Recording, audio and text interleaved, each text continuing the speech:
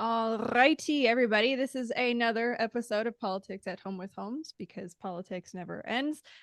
And today we have our first and only mayoral candidate for Calgary. This is Grant Pryor. And we also are blessed with me and MayCee's beloved father.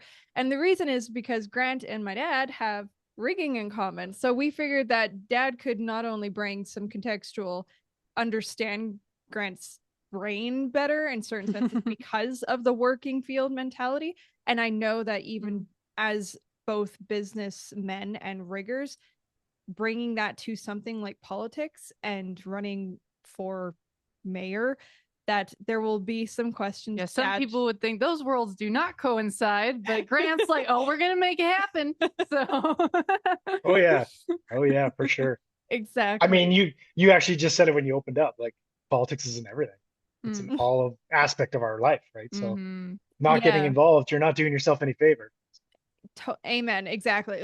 None of my family is passionate about politics, like not a single one of us, but we just understand from figures like Benjamin Franklin and the founding fathers of the United States, if you're not involved in politics, like you don't have any say over but I think it was Benjamin Franklin. It was like, it's a republic if you can keep it. Yeah. Right? But you can't keep it unless you're educated and paying attention and getting involved 100%. And all that.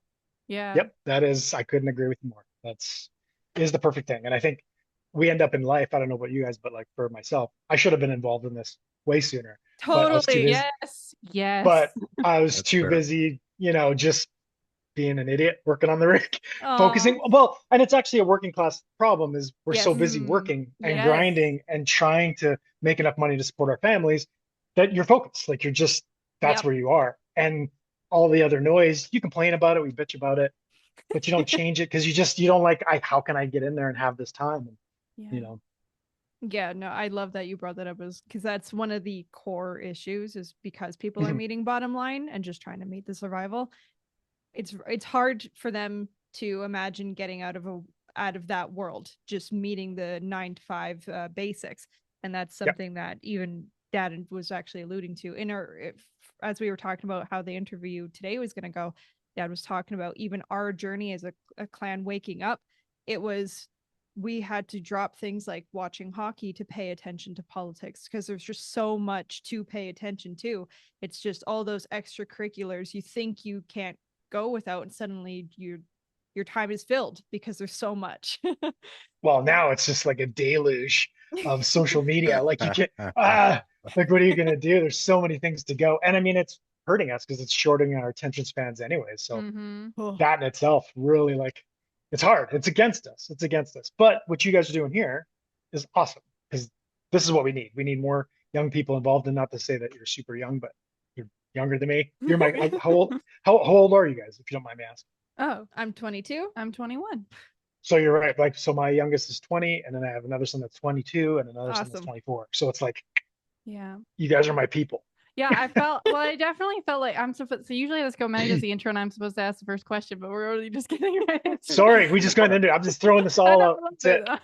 But you said like your own people, and it's very true because even when like I was listening to the candidate debate that you were doing with the rest of the candidates for the Sprawl, and I was listening, and like you were saying that like your kids can't even afford to like go and live on their own as well, and we're kind of like in the same boat. Our plan's different, but in terms of if we were going to try to, it's like there's just no way that we could do it by ourselves. Hence why like we're very grateful for our family dynamic, right? Because like now we're coming together and hopefully just rising tides float all ships. But it's not supposed to be that way if people want the option to, oh hey, I want to like leave and stuff like that, and try the whole independence thing, which again we also have our own views on that as well. But and then even Dad as well working on the oil rig, and then later on coming to understand of what was going on. It's like what you were just saying, like, oh, just a typical dude working, so I wasn't really paying attention. It's like that was literally like our whole family. I mean it's the problem with everybody, right? Because as economics become more difficult for working class people, working class make up the majority of everybody. So when everyone is really just struggling, my wife is going to get so mad at me. It's the hierarchy of needs. I can't remember what that the representation of what that is, but basically if you're needs aren't being met, then you can't think outside the box. Maslow's That's hierarchy it. of needs. Thank you, sir. Thank you. Well done. Well done. See? But yeah, like if those aren't going to be met, then you're in trouble, right? Because you're basically just trying to survive. And so that's why it's so important to try to get the voices out there and to start young, and for you guys to own a home. Because like for my kids, they aren't going to be able to move out, right? They're just, that's not going to happen until we address like affordability and inflation and all the things that go along with that, which is a whole nother economics, which I love economics. It's a huge thing. More people should understand economics because it affects you directly and how that works, right? And that our current system isn't a system, it's not trickle down anymore, it's trickle up. And basically, I kind of subscribe to this. There's an economics theorist from France, his name's Thomas Piketty. He talks about what's happening right now. Basically, what's happening is when you have a large distribution of wealth at the very, very top, then naturally those people at the top use that to buy capital, and they buy housing, and they buy anything else that you guys and your futures will be. And so then that puts it at a price range for you. So you guys will never be able to afford anything. And in the system that we run, if you can't get in early when you're younger into a house, because that's a huge generator of wealth, you're going to have a hard time. It's going to be difficult. So lack of availability is like what Thomas Piketty is kind of getting at, like this. So basically he's saying that like when you have a system that works where money flows to the top, the people at the very top, the 1%, are going to use that money and capital to buy assets, your assets and your future assets. And so when they buy that assets, they're competing for things that you're competing with, but you can't keep up with it. So when they buy the house assets or they buy apartments and then you rent out to them, it's basically kind of what the World Economic Forum said, like you'll own nothing and be happy. That's bad for you. That would imply a designed economic plot. So truthfully, I don't really think I try to steer away from that a little bit as much as possible, because I feel like that simplifies it too easily. I think what happens is people go in with a good idea. So when you look at economics and you're saying, we're going to do like in the 80s, Reagan dropped tax rates, right? For corporations and conglomerates and for individuals. And when you drop that tax rate, two things happen. Then there's more funds, more money for the top. And nobody's thinking, okay, this is what's going to happen down the road. Sometimes we don't see it, right? You think it's going to be good because their thought was, if the wealthy get a lot of money, that money's going to trickle down. Because that's the theory. But the truth is, people hoard money, right? There's no historical evidence of that statement. I understand that. I totally understand it. That doesn't mean that people don't think that that's what was going to happen. And so I don't think that it was necessarily this evil plot. I think it was just the wealthy continue to consolidate wealth. And so over time now, we are, 40 years almost. And we've seen that this plays out now, and that the transfer of wealth, this is the largest transfer of wealth since the Gilded Age, basically. So even in the last 4 years, the top 1% has gained 25% of the wealth, and the bottom 40% holds, I think it's 3.2%. Like, it's not good. It's not good for anybody. It's upside down. That's interesting. My I like that you we went straight into like policy, which is totally fine. That's totally fine. I'm sorry, it's so boring, right? The context question, like, why are you running for mayor? Why are you doing this? How did you wake up and decide that you wanted to find yourself involved in there? Sorry about that. I apologize. It's so rigor though, because you're like, let's talk about solutions. Like, we think you talk about me. Let's just talk about solutions. I love that. Yeah, because the truth is, like, I'm not anybody special. Like, I think that's the problem too we've made with politics, or just we put these people on pedestals because we assume they know something that we don't know, or that they're smarter than us in a certain. And there's some things that they probably do know when it comes to maybe what kind of policy works downtown municipally as opposed to provincially or federally. Sure, that's fine. But they're not any better than us, and they're not any smarter than us. And we all have blind spots, which I am more than adapt to say that I might be missing something. But as a general course, especially when it comes to politics, this is one of the biggest issues I always hear is like, you don't have experience. But we all have experience. We live civics every day. We're literally seeing what happens when you don't use your experience and say, okay, like, I'm experiencing inflation that I'm worried about being able to pay for my kids and for my house. I'm worried about my kids ever moving in their own house and being economically stable and have a family. Because you need that. Otherwise you don't have families. I'm experiencing homelessness, like my friends downtown, and drug addiction. These are all drivers, and the economy is the main core. Like my main core for my policy was, it's called human-centered capitalism. It's basically just putting people in the middle of it and small business. And so I think we all know, like, there's been benefits from things like Amazon and Walmart. But I remember I grew up in Kindersley, so this is a while ago. I'm going to age myself. And when Walmart was moving into Kindersley, Saskatchewan, my dad was like, no, it's going to be horrible. It's going to destroy all the local business. And what did it do? Destroyed the local business. Like, there's still a couple stores here, but for the most part, it didn't help us. We've sold our souls for convenience, and now we're trying to unravel it is very difficult. Like, it's going to be tough. But we can go back to instead of talking policy, we can talk about why I got it. No, we'll do both. We'll definitely do both if you don't care about a timeline, because you were talking about shortest attention spans. We do not shorten our videos. It's going to go just as long as it needs to go. So I'm perfect. 100% comfortable. Awesome. That's lovely. Oh yeah, we're good. MayCee, do you want to ask one of the... I was gonna, okay, so we can't, since we're just on the riff here, I'm gonna go with the flow. So when it comes to, we were going through your kind of like the plan that's on your website, and for those of you listening, you guys can go check out Grant's website. Maddie will pull it up probably now or near the end of the video. Okay, now. And the plan. And it's called The Plan, and it kind of goes on to Grant's like ideas of what he feels is priority in his brain to try and figure out what are the best solutions to bring forward for what's going on in Calgary. And so you were mentioning a lot, like we read through the whole thing, all of us, and you were mentioning a lot when it came to foreign investment, and it sounded like your central theme was trying to obviously try and bring local back. And so do you want to talk about some of the policies that you propose in terms of like taxing large corporations or trying to keep out foreign investment and trying to encourage local Calgary-based producers and such like that? Yeah, for sure. So basically, when you have foreign investment, so for instance, I was a finishing supervisor downtown building towers. And the tower that I was currently building, by the time we were at like the 36th floor, we had to go to the 44th. 80% of that tower was already purchased, but it was purchased by foreign investment, right? And so what was going to end up happening was that foreign investment, they buy up the places and then they rent it out to people like you. So you guys have to pay for rent. And then that income that they make from that leaves the country, right? And so that's one of the major pushes on our housing in general. We want to build more houses, but we also want to stop foreign investment from purchasing those houses and taking that money and capital out of Calgary. So we want to make sure that the money stays in the city, and that stays in the city by passing laws to do that with taxation. And it's unfortunate as a mayor, like I don't have all-encompassing power, obviously, right? I can't just make a ton of changes. I can only work within the municipal level. So that means I can only do municipal taxes, but I can put them to a pretty high percentage. So Toronto did something very similar with the foreign buyers tax. The FBT is what they called it. But basically 30%. They did 20%. I figured let's throw it to 30%.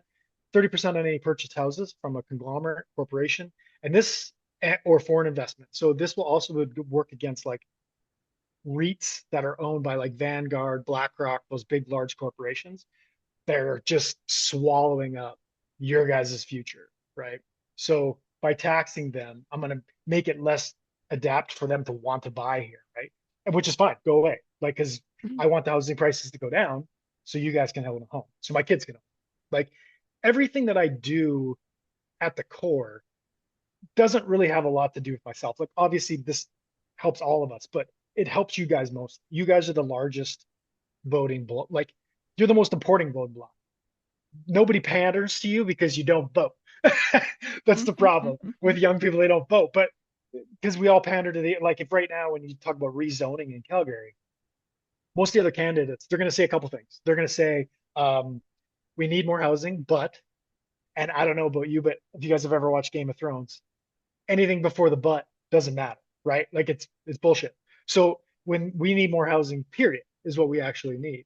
And so by doing that, like the other people that are saying that, they're pandering to the older generation because they're the ones that vote. And they know that if they win that vote, they'll probably win the election.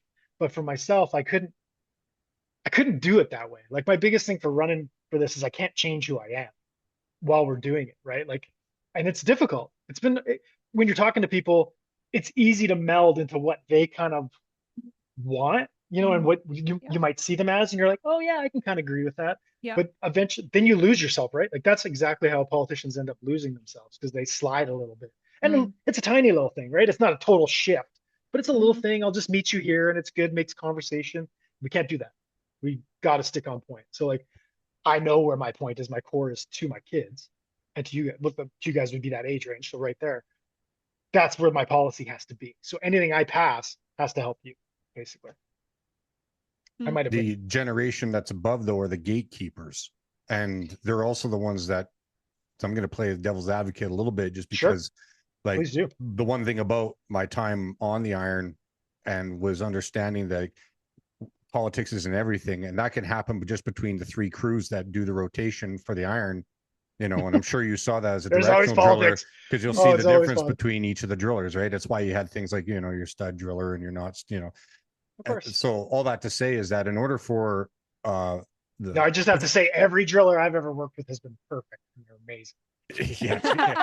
As we also like to say on the drill floor, it's your lie. You can tell it as big as you want. Exactly, right? That's perfect. But anyways, all that to say is that because like these are policies that, so say for example, you know, you find yourself, you're having to try to work well with others in an area where, you know, I'm not really politically correct, and I don't worry about being polite too much. That also comes from my years of metal meets the meat on the iron. So do your thing. You know, Jody Gondek and the Hateful Eight, good chances that, okay, maybe you won't get all 8 of those counselors in, but you're going to have a block that still comes from Calgary futures.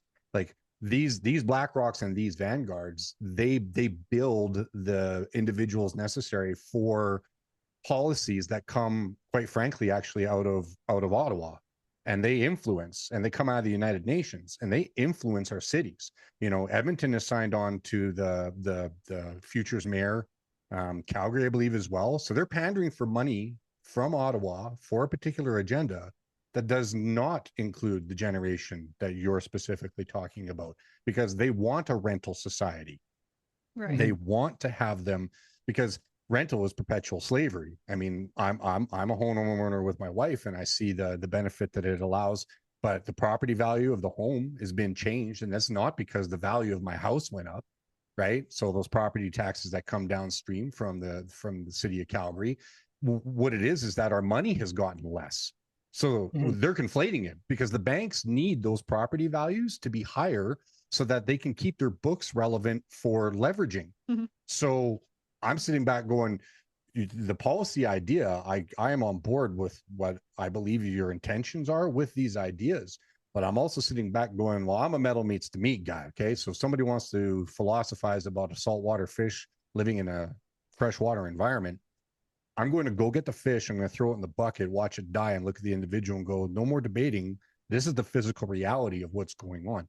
So I guess my follow-up question is, the reality of the statement that you've just made, do you have an idea of how you feel that you're going to be able to try to implement that and play well with others that have clearly a different agenda than you? I think it's a dynamic change, right? It's not something that is going to happen tomorrow. It's not something that like me as mayor, they're going to be like, okay, here's the JFK files. Here's the here's where I'm like, I don't have that kind of power. Enough, right? Sure, here you go. Right. Like, I think if you had access to them, you wouldn't be here. Is that you don't know? You don't know what I know. I know what you don't know. That's true. Probably. I'm sure. I don't sure know what you know, but I know what you don't know.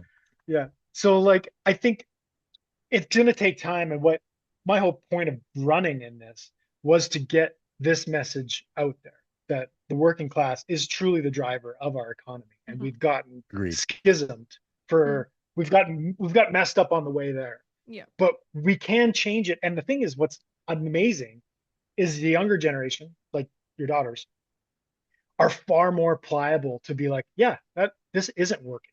And they're not so stuck on terminology and words where, like, if I say something and people are like, oh no, you're saying something communist. That's not what I'm saying. I'm just addressing the system that it works right now. And we can say capitalism is great, but what we have right now is it's crony capitalism, basically. It's a twisted system that what happens when the ultra wealthy take control, and then they get into politics because they want more control. I mean, it is what we all do in our lives. I try not to, but lots of times people end up doing it. So it's not something I can do tomorrow. And that's the honest truth of it. Like I can tax as much as I can. I can try to work with the UCP to say, hey, let's take a revenue share of any money made by Walmart, Amazon conglomerates and leave it in Calgary. That's part of what I want to do as well. That's my plan. Will they agree to it? I don't know. But you know what? Calgary's it's one of the reasons why I wanted to go for mayor is Calgary's 1.6 million people. It's a lot. Like we are a driver in Alberta. So if we can get people on this message, which everyone I talk to, and like, here's the truth of it. Like I talk to right and I talk to left. And the idea of this division, I don't buy into it at all. I think it's a shitty way to do it. It's made us so separate and they're winning. Yeah. Because we're over here, right? Like if you're on the right, you are a homophobic bigot. And if you're on the left, you're a libtard snowflake. Like that's nobody that I know. That's nobody. Yeah. The Hobbesian, we're all Hegelian dialectic, Hobbesian. Right. Yeah. Like for the most part, French Revolution. Yeah, right and left. I agree with most people 95%. Like there's going to be things there's things that we might not agree on, and that's okay. That's another thing I want to get back to is that we can actually be on a different side of a topic or an idea and not be like, oh my gosh, you're the worst person, because it hasn't helped us. It's hurt us. It's driven us apart. And there could be this idea that some clandestine power did it, but we did it. We've allowed ourselves to be divided like that. We don't need to do that.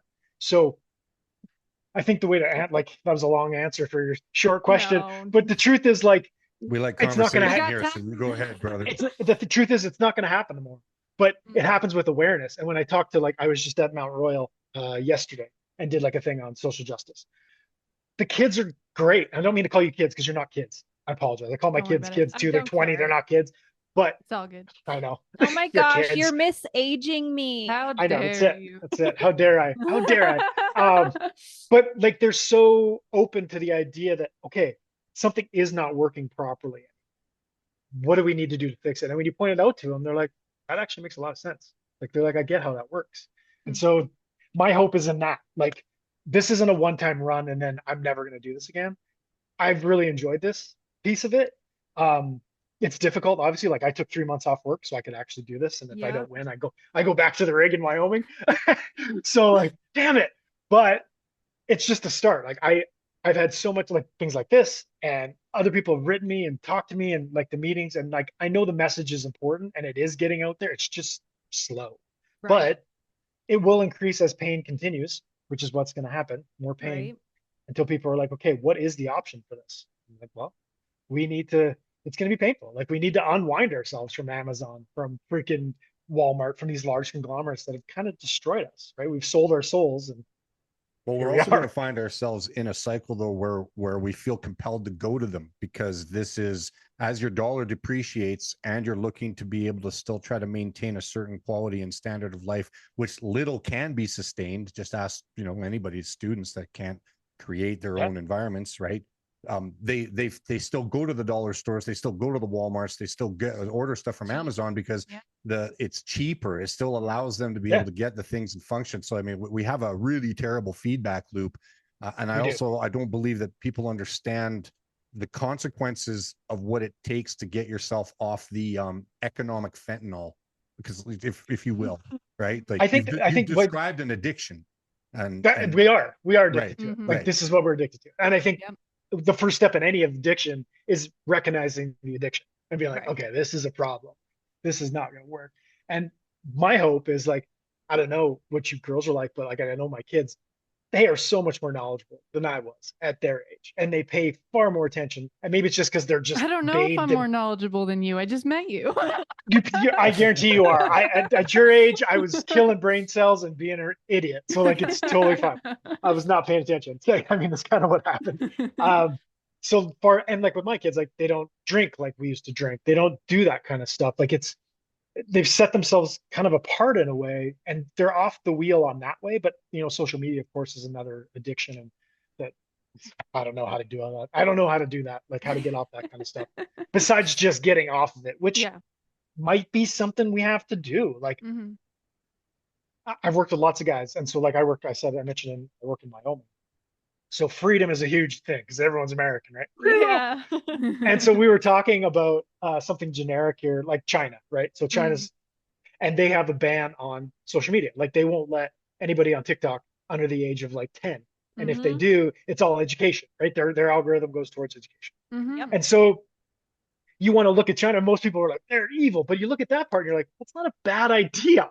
I mean, I'm very glad you're saying this. Yeah. Well, no, I'm familiar with the myths of the China narrative that is created an enemy that actually doesn't exist for us. Like you said, our family's very much about even understanding, because we know we do a lot of work into the brain, and what does every human being, whether they're at the top of the food chain or the bottom, they all have a brain. And so we understand people have different intentions, and so regardless of where you are on the map. So when it comes to bad guys or looking at the oligarchs, the cabals of the world and all that jazz, we can look at every single organization as the brain that it is, and the brain that is running it, which is the great equalizer, because everybody can fall equal to that. Well, that, and like what you said before, it's like the division thing. If it's our fault and it happens at home, it happens on the global scale too, on the world stage. It's like if we get divided also with other countries because we can't fucking think things through, it's our fault. Like that's it. Comes the F. But well, actually, I'm bringing it out. Come on. So you were mentioning in the sense of like, okay, the addiction that we were all talking about in terms of just like going towards what's easier economically because we're being so squandered right now. And I saw that on your website you said that you wanted to institute a buy local rebate for Alberta owned producers and farmers. And so I guess the question would be, what exactly would that rebate look like? Like, what are you what are the logistics that would go into that? So basically for something bought, like somebody, perfect example. So in like co-op right now, we have, the Hutterite carrots. I don't know if you guys have tasted, they're so good. Like they actually taste like carrots, like what they used to taste like, right? So like that's going to be gone too pretty soon. Nobody's going to remember what carrots actually used to taste like. They don't taste like paper.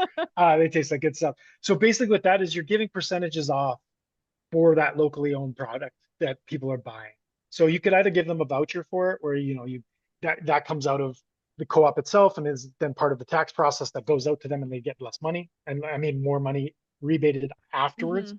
Or they actually just end up, if you buy locally here, then you can use that as like a citywide voucher in Calgary. So using that for things like transit, local products, local businesses as well around. Make it kind of like a unit, like almost like a coupon package that you used to get when you used to do the old hockey kind of stuff like that back in the day. Sell hockey tickets and raffles. I don't know. But you'd end up. My brain kind of went here. I was like, oh, like a little local social credit system. We're like, oh, you're shopping local. There you go. Yeah, like, so not a social credit. I know that's the word, right? People are like, oh my gosh, social credit system. It's just an actual way so that we can benefit people that are locally growing in Alberta, right? And so the thought process was, if we can get everybody within a system, and since you're working for the city, like in the city itself, and as a mayor, I'll have that opportunity to be like, we want to sign local vendors and local growers up together under this one system, and then you pay that out just like co-op does for shopping at co-op. They'll give you that voucher at the end of the year. So it's basically the same thing, just on a citywide level, only for Calgarians. Okay. There was something that Dad actually, we were talking about this little policy idea in your plan that you have, and I thought it was also a good idea, which was, if you're trying to get the money back into the local producers' hands, right? It's I guess it's like you want to allocate city funding. Would it be a good idea to maybe do like then some sort of like mass advertising then to try and like get people, I guess, access to the idea of, hey, these are your local producers? Because some people have to do a lot of heavy lifting to figure out, oh my God, I didn't know that I could get ground beef from so and so. It's like it's a lot of word of mouth instead of like online platform where here's where you can go. And right. And so this is awesome. I love that you guys are delving down more into this, because so what you'd end up doing on the city website itself. And like me, my big point was bringing back FDR when he used to do a weekly address. I would do the exact same thing online, and do this as well, like show these businesses and say, this is the businesses that are part of the plan that we're doing here for these rebates. And so then people can see it, and those businesses don't have to. I want you to be a part of it right now in Calgary. And so just the amount of outreach I get from the message itself, local growers have already talked to me and been like, hey, we're doing something here. Like, would you want to be a part of it? And you're like, yeah, of course. Like, this would be a great thing. So like making it easy for people to find that information. Yeah. Like the Calgary, our website as a city, it should be an information thing, not a place where you go and you just get lost and there's nothing valuable there. And I want that weekly statement to be like, I can tell you guys, okay, this is where our budget is this week. This is what we're planning on spending. This is how things are looking. So everyone's getting an up-to-date, like Gondek or whatever. I don't care what anybody, the other people, not the best communicator when it comes to like what's actually happening for me. Purpose. And I think since they have a policy at City Hall to treat the citizens of Calgary like mushrooms, feed them shit and keep them in the dark. I think the problem, I think there's just a disconnect between thinking that people don't want it. People are thirsty for this kind of stuff. Like they want to know what's going on. And so if you can give them that, why not give them that? Like it doesn't take anything from me. That would be the easiest part of my day, making a 2-hour video on a Friday and saying, hey, this is what the outlook of Calgary is. This is what we're looking next week. This is a project that's coming out next month. Here's the local growers and part of the rebate program. Like they're all right there. Please go to them. Please use these vendors. I mean, it doesn't seem that difficult. I just feel like they maybe haven't thought about it, right? Because they're not thinking about it on a personal level. Like I understand that as mayor and just as a civil servant, your thought process you got to get big, right? You got to think, okay, how does this all affect? And it can't be just my family, but we do need that personal touch of remembering about our family, working class people. Like they're the drivers of our economy. You're the ones that working class built the city. We should be able to afford to live here. Like that would be, I mean, hopefully. And so I think communication just plays a huge part in doing that. And we can do a definitely better job. So having the rebate program be inside the website itself, as well as me talking about it all the time. And that's free. I'm not going to charge like local businesses to do that because it helps us. Like it helps all of us. Right. So that's a win-win for everyone. Now you had a similar plan. And I like this. First of all, I do like the fact that you said this is not a one-time deal for you, because I know on your website you made cute little shorts to like introduce yourself, and on one of them I was like, look at him appealing to our short attention span generation. It's smart. Hey, you're not even character conversation. No, it's just it was nice that you had said that originally your last time this general election came up, you got discouraged and so you backed down, and then your family was disappointed, and now here so bad. My middle son was like, oh, and I never want to. He's like, Dad, and like I don't know what it's like for you, but like I've always had big ideas, and then my voice in my head is pretty loud. Like it's like, you're not smart enough to do it, or you can't do that, or whatever. And that's always been to the detriment, right? We all have this voice in our head. I don't know what your guys' voices is like. My voice is a dick. He's not the nicest dude in the world. So like, and so you have to fight against that. And so when I didn't do it the last time, I got stuck on like, okay, I can't do this. And I came home and my middle son was at the table and he's like, so how's it going? I was like, I think I'm gonna drop out. And his face like dropped. And he's like, okay. And I was like, I'm a piece of shit. I was like, crap, dude, what am I doing? So this time when I did it, me and my wife talked, I was just like, didn't do this all the way. So no matter what it is, and there's been ups and there's been downs. This is definitely an up. But there's been hard things too, like not getting allowed to go into some of the debates and stuff has been kind of sad. I'm happy you guys got to watch the one at the library because that was a good one. And it's been kind of because it's money, right? It's so much money to try and get my voice out there. And this stuff matters, but it's just slower. So I have to. You're the classic example. Now on the Sprawl, and I'll put links in the description for people to go watch. I don't agree with everything the Sprawl says naturally, as I don't agree with what 100% most people say. But I would hope not. I would hope not. Exactly. But they did do some pretty cool debates where you could get to see each ward with their candidates get to hash the it city out. council candidates. Yeah, for all city council mayoral candidates. Mayoral. Yep. And so I'll put that in description for people to watch. And on the one with the mayoral, your guys' debate, the topic of municipal parties came up. And the reason why I bring up municipal parties, one, because me and my whole clan is an advocate for a better Calgary party.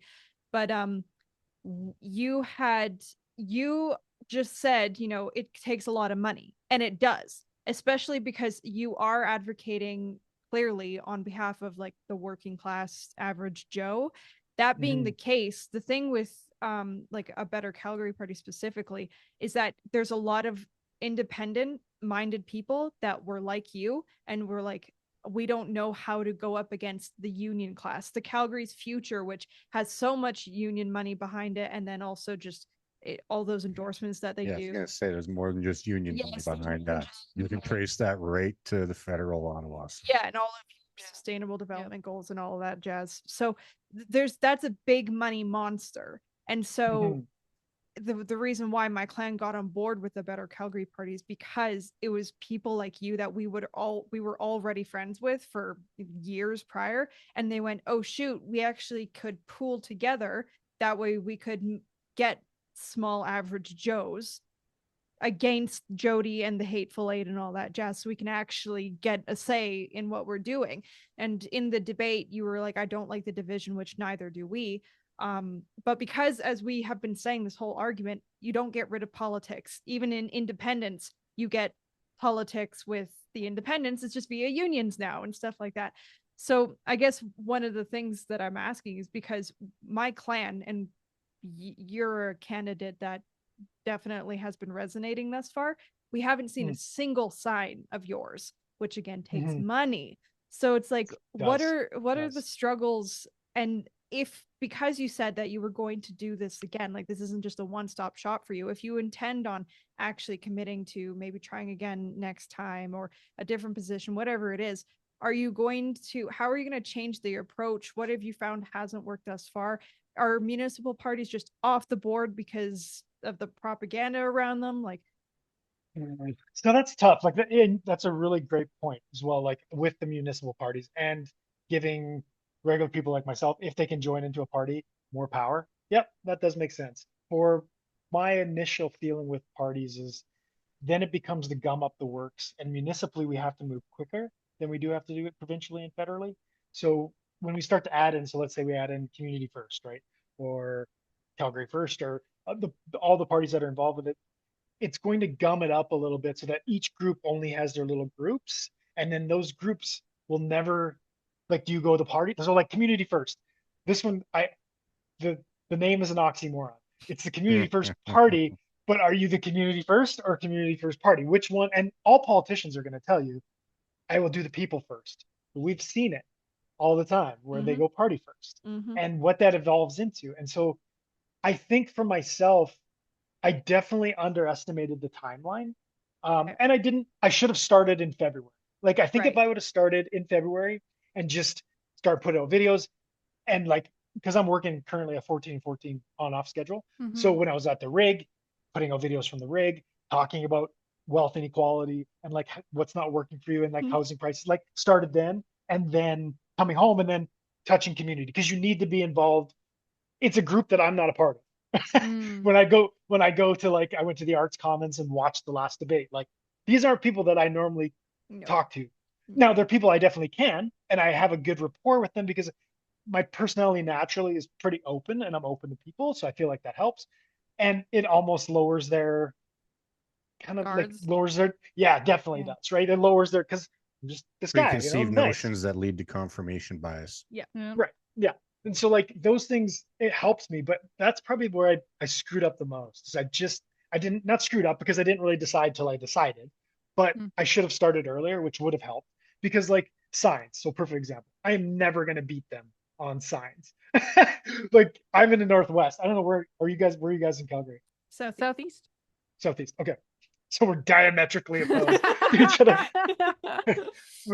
I don't know what it's like down there, but up here, like, they're huge. And like those signs, so like the big ones, they're expensive. Like it's no, like Sonia had a couple of her like electronic billboards early. They were illegal actually, and because I read the bylaws and they were illegal. It was in early July, and I made a video about it. Cheating and undermindedness in a campaign. Right.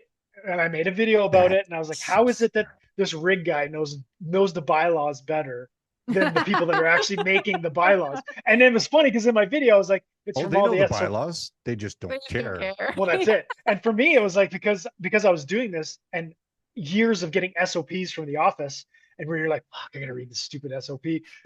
But it put me in. Then what I did is I read every bylaw, and I was like, oh, that's illegal. So I gave thanks to all my office guys that were sending us shit all the time, and we didn't want to read it, but it worked out good that way. So. But like a legal sign, I called bylaw, they didn't care, blah, blah, blah. Anyways, but that, like, I'm never going to beat them on that money because they're going to spend millions, right? Mm-hmm. So for me, it was about social media, trying to connect, Instagram, Facebook, which has been kind of slow. TikTok's been really, I just made a video, teachers versus oil field. It's got like 65,000 views on TikTok. Like it's actually done fairly well. It's just slow, right? I thought that there would be more of a groundswell. But what I just said earlier when we first started, like working class people are working. They're not really paying it. They're not like they're still on the last poll. I think it was like almost 50% are still undecided. Like they haven't even really thought about it because it's Calgary municipal, right? People don't pay attention early. No, you're right. Literally, a lot of people just like ask their neighbor who you vote for. Right. That's literally the case. Like, I mean, even with this video, one of the reasons why we're hoping to have it is like we're connected to actually quite a few different large communities. So, Sweet. But your name hasn't come up in with these communities because everyone's already busy thinking about the bigger game and your Jeff Farkas and then whatever the Gondek machine is. And, like I heard and so forth. My gay friend who has no job and has time to research all the time, and he was like, "Have you heard of this?" Yeah, I heard of it. Literally. Yeah. So the thing is like we're not going to help by like making or breaking your voter base, but the whole point is that this is helping. Go with the word of mouth, and also too, we needed to feel you out. Like, well, since we don't know anything about this guy, I guess let's say, like I said about the fish, right? It's like, well, we got to do something. We got to meet him. Could be a crazy loon. You don't know me. Well, and if you're running again in the next one too, like if you're here to stay, which I appreciate, there are we did an interview with another candidate running in Ward 14, and she was awesome, frankly, but because she was your average Joe too, she's like, this is a one shot for me. But my clan has been involved in politics ever since the COVID thing happened. We've been really trying to stay involved, trying to keep up to date. And so, like you alluded to, politics isn't a one-stop shop. You can't just go in and then pop out. It's like you need to find another way then.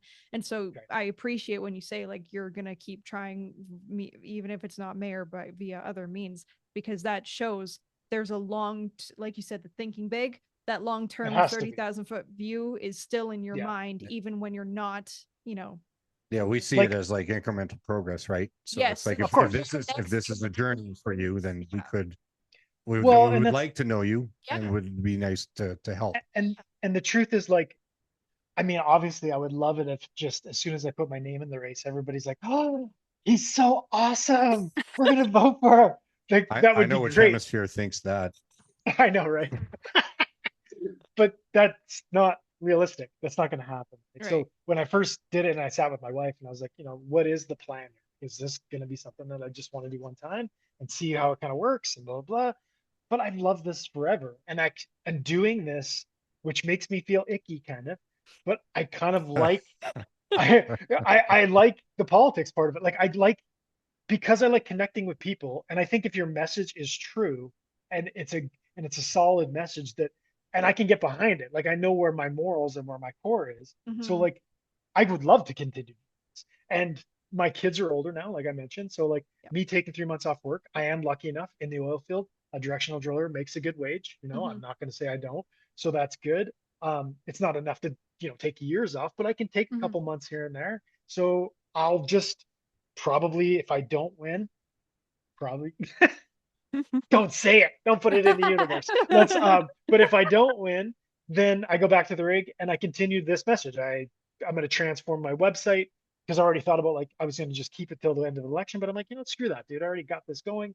I'll tweak it a little bit, start talking about these issues more and more, and then you'll build the groundswell, right? Because it's slow, but then people are like, oh, this is a guy that actually understands how it's going. And then in 4 years, when they vote in the same shit that they get every time, maybe they'll listen then and be like, okay, well, we need something different because we do the same thing every 4 years and we expect a different result. We don't get one. So it's always the same. And when I mentioned that at the library, like there's two separate voices there. You're going to hear their voice, which is political, wah, wah, wah, wah. And I love how you said that in the debate, by the way. I know. So funny. From the teacher from teacher, yeah. Yeah. I thought it was going to go over better than it did because the crowd was older, but I don't know if I should have paused a little bit because they didn't seem to laugh. They didn't laugh at the. When you go to play that one, then try the other Charlie Brown metaphor. It'd be like, look, this is Lucy holding the football for Charlie Brown. He keeps yanking it and he keeps coming back. There you go. Kicking. Just he come back and do it. Good point. Good point. So I was hoping it would have took a better reception because the old room was older at the library, and I'm like, they're gonna understand Peanuts. Still no, Right. but they didn't get it. So it's okay. Sometimes jokes just don't work. They're my source of like this kind of makes me feel relaxed when I say jokes. It's kind of my natural kind of flow with it. But I wanted to sound different than them because they sound exactly the frickin' same. And there was a debate that nobody will ever see a week prior to that I was at, and it was a disaster. So because I got in my own head about what they were all saying and how they had this point, and my wife was at that one with my son, and he was going to record it, and it was bad. It was just my brain went into smoke, and I was like, uh-oh. But I mean, you learn from that too, right? Like that was the first time I did it, and if I would have done this 4 years ago or 6 months ago, even, I probably would have been like, oof, I don't think I can do it. But I was like, you know what? That's just a stepping stone. That was just a really bad one. No one's going to see it. No one's going to see it. And we'll move on. And the truth is, everybody there on stage, Gondek and all the other people, were super nice. They're like, don't worry about it, dude. Like, just keep rolling. Be you. And so now I've leaned more into just being me. But having good points and having good policy, of course, you need a core. You can't just be a comedian up there, which is definitely what I don't fucking want to be. But I still have to have my personality. I can't not be me. Yeah, I think it took Dan McLean a little while. I think he was pounding the pavement for about 4 years, I think, before he actually won his, just from door knocking and getting to know the wards. Like even now in the last month, I'm far better than I was, like even with this kind of stuff, like super nervous before when I first did my first ones, right? Because I want to say everything that I can. And then my brain's like going 1,000 miles a minute. And then I'm like, but I also want them to understand who I am. And like, there's too much. And so you're like, just breathe, dude. Yeah, that's what shorts are for though. Cause like information overload is it can be a problem. I see it as in like, we've pandered too much to society by giving them the short attention span shorts. That being said, it's also something that on average they want, because when you are, nose to the grindstone, then the average individual, if they can dedicate 5 minutes to getting a political update, that's about all they really want to do. So this is why there's those apps are trying to find a weird balance. It's trying to figure out how we're of the mindset, two things can be true at the same time. Have a long form discussion. That way people can sit and take a look at the whole ideas in context. Then at the same point in time, if you'd like some shorts to be able to help sort of like give some snapshots for somebody that would like a more distilled version of it. Well, I'm always going to encourage people to go long form, because you should have your mind expanding, not reducing, in order to be able to think things through with these. It's why podcasts have like taken off, really. Like, I mean, that was a while ago that they really started, but definitely people want along, because you see things in a person, the nuance in their answers. And like, sometimes like I get a lot of emails, right? So you'd be surprised. That was the one thing, like 1,000 emails a day of like people asking me, and it's pretty insane. So like for myself, I wanted to be authentic to every email. And I was like, how is this possible? Like, how can you do it? And they all have teams, right? They have teams that do it. And like, I went and talked to some of the other candidates and asked them, and some are super closed off. So like someone like Farkas, didn't really want to talk to me really about it. I could tell he already had his like guard up. He was a little bit, because he thought I was trying to like catch him, but I really was legitimately like, how the fuck do you do this? How do you like answer all these people authentically? Like, it's too much. And then truthfully, Gondek was super nice to me. She was like, we usually have like, we've set the stuff up on the side, and we already have all these things kind of set and rolling already, so that when we do answer it, it's far simpler. And like, I was like, oh, okay. Like, but they have teams, like they have moons, I call them, that just kind of go around them, even at the events. Like I have my kids like that, and my wife will be there. They're my moons. They're my moons. but like they actually have their teams around, which is kind of odd because you're like, this Calgary, dude, like you don't need your, Secret Service guy here or whatever you got going on. But yeah, I mean, it's been an interesting experience for sure. But most time people have been helpful, but the emails like are crazy, and my I really want to be authentic all the time with everybody and give them the time they deserve. But sometimes there's questions there like I do get often, do you know the truth about 9/11? I swear that email comes through a lot. And and I'm like, mass respond. Building 7's an anomaly. Have a nice day. Building 7. See, and that's the thing. I already know that stuff, but I'm just like, you know what? That's a nice short answer, and then it'll appease that entire. And I have used it. I feel like I could help you out. I feel like I could help you out. Dude, I'll take help. We'll be your comms people.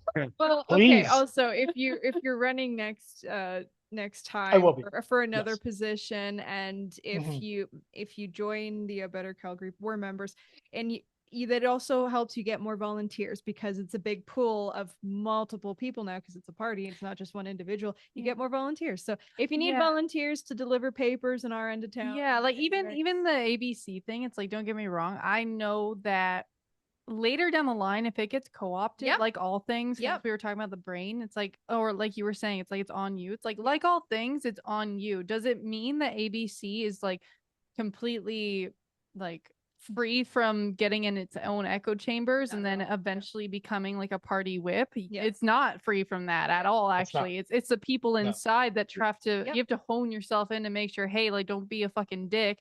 This is not what we agreed to when we first made this, right? It's like what you said. It's like you like to believe that everything comes down from good intentions first, like good ideas first. And it was a grassroots movement, and it is right now. So if that's the case, it's like me and Maddie are just doing our little like promo to say like hop on the bandwagon while it's still something that's authentic. And then of course if it got like shitty down the line, like I'd want to leave, like but it's supposed to be a vehicle to kind of bring people's awareness to figure out how can we help people that obviously resonate with where we are, not just economically but also in our souls, of just like the complications of what's going on in the world and all of the problems that we would like to see solved. Yeah, you mentioned a core foundation of economics being a driver to be as a potential solution for a lot of these other downstream problems. I think and it is. that's I think it one is of the the major solution. Okay, so I'm going to paint a metaphor that should then also give you something to consider and chew on, because the fat of the situation about something like the Better Calgary Party is when this came out of once individuals started to really look at the books, like we started to follow the money about how the reality is that when the zoning committee, if you want to call it that, when the zoning topic came up and you watched the blanket rezoning came up and you watched a civic response that broke Canadian records for participation of citizens, and Calgary still flipped the bird to all of those people that took the time to write letters, show up and get their slots and communicate. MayCee, like, because we have our own company and we do cleaning and stuff like that, and she had the headset on and was listening to everybody every day. I logged on. I was like, Calgarians are so smart. And I was so sad when they didn't listen, because I was like, wait. Right. So 85% of the feedback was the citizens don't want this, but they put it through anyway because there's way too much at stake for money outside of our province to be given to the city. And the funny thing is that you learn the ins and outs and you realize that decision was already made to do that in spite of what the dog and pony show. So once that's the reason why all of a sudden we went, look, they get organized. When I say they, opposition, like people with agendas, they have agendas, like people, conspiracies. Well, plan a surprise birthday party. That's a conspiracy, right? So the thing is like, oh wait, have a plan to design the well.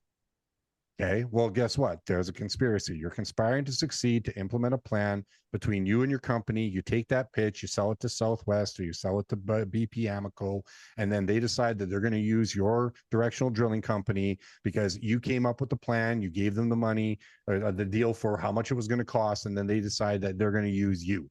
right? So conspiracies are everywhere. And I don't understand why people don't practically understand that since they're everywhere, and the individuals that wanted the Calgary Futures agenda to be met by Calgary, that said no to this huge civic Canadian record engagement, and you told the citizens, go F yourself. Okay, well then what are we supposed to do about that? Because what ends up happening with conservative minded individuals, and I'm not even putting that label on you under the standard right left dynamic, I just meant the word conservative, sitting back going, okay, so we're good there. I don't even need to get into the explanation. Fair enough. You're totally good. So that being said, well, then I guess why don't we just take a page out of their book? If you get a bunch of people that are willing to come together where the members vote the people up to be on the slate. So then the members do the voting because they're the ones that are going to do the volunteering, the money, the fundraising.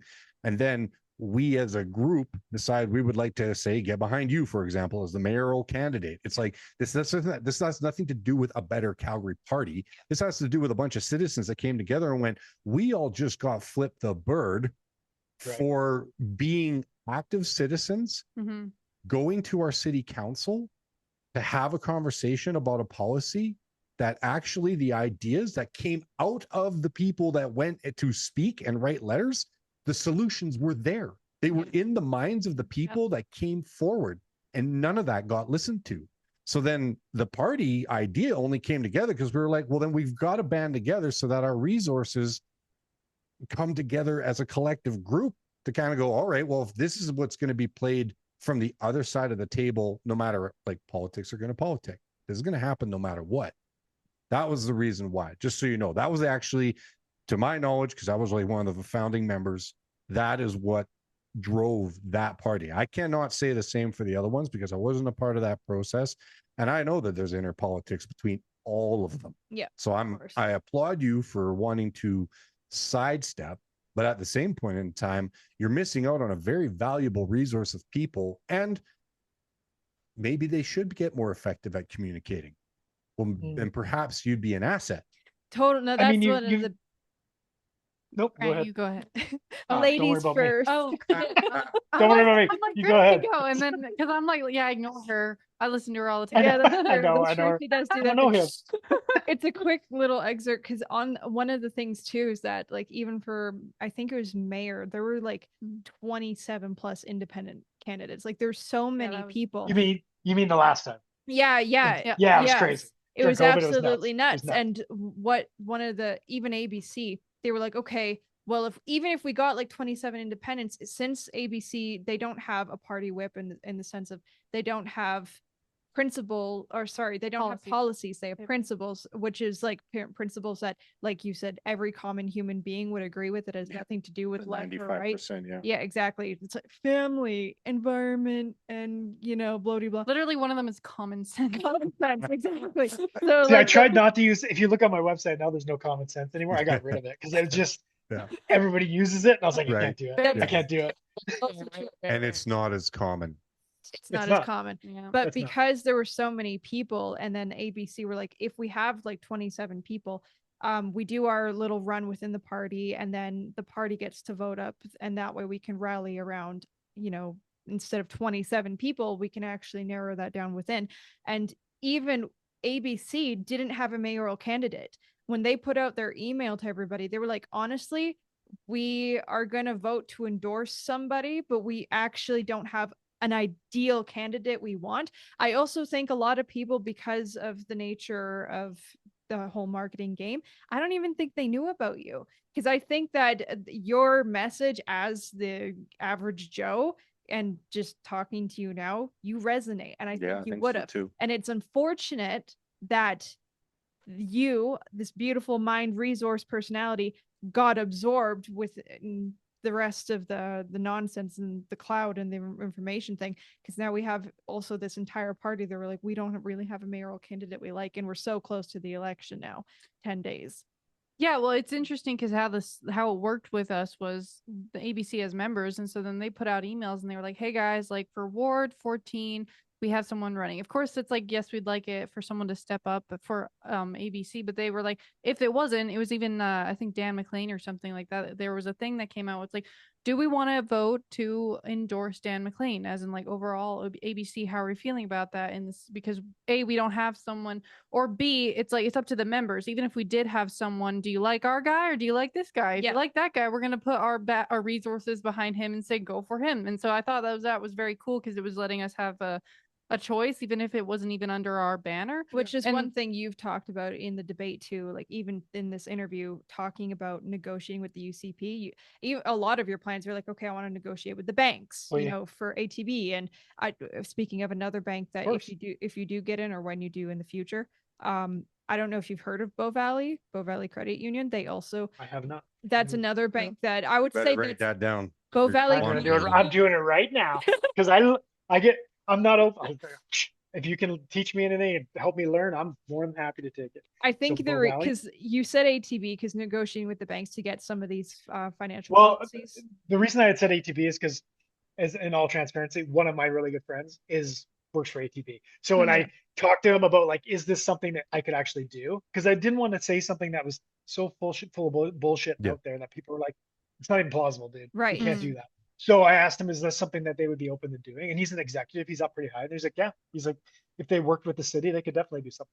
Because, I mean, that banking for the people that are unbankable, I mean, we shouldn't be hurting them even more because they're homeless and they don't have an address, so they can't. So they go, when I worked at ITC, they would come work for us and then they have to go to the money lender, and the money lender takes, freaking loan shark money off the people that need it the most. 25 to 30%. Like, it's a world I understand. It's insane to me. Like, it just doesn't, and I'm just like, we can't do that to people. Like, we just can't. So yeah, just because I also made the assumption that since a lot of your policies are about getting things more localized to local businesses, local, all of it. I assumed ATB, because it's also technically it is. It's a local bank on paper, but Bow Valley Credit Union is, to me, actually local. When it's not as corporate, and they do things like mortgages, even for your idea about potentially subsidizing with the extra revenue that we get, potentially subsidizing down payments and such. I believe they would also talking with both. Then you already talked with your guy from ATB, so it's like talk to Bow Valley. If you're like, hey, can we do this idea too? And they're like, yeah, and like, how do you want to play it? Then you go with that. Just to like, my guy is just a dude that I've known for years and drinking with my wife, and I know his kids, like, we all know. We never really ever talked politics either, because we, like, his wife is with my wife in a book club and they do their thing, and then we just come and then we drink and bullshit and talk about football or whatever it is and have normal conversations. Nobody really talks about politics. And then when I brought it up to him, he's like, oh dude, I didn't even know you were thinking about doing this. I'm like, well, is this something that could be done? Because I don't want it to come across as being a dumbass where you're like, I'm very cautious of being, because the perception of a rig guy, which is not true at all, is that we're grade 5 education, hillbilly, redneck, we don't know anything. And like me, when I'm directional drilling, like,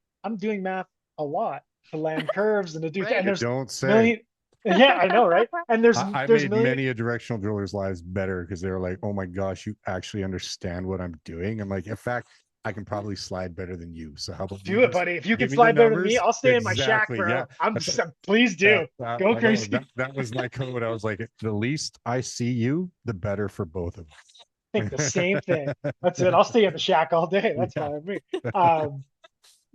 Well, I appreciate that. Thank you. But so like that, I wanted to make sure that anything, just even with the bylaws, right, that I read everything, so they can't be like, oh, dumb rig guy doesn't even know about the signs, like what you can and can't do.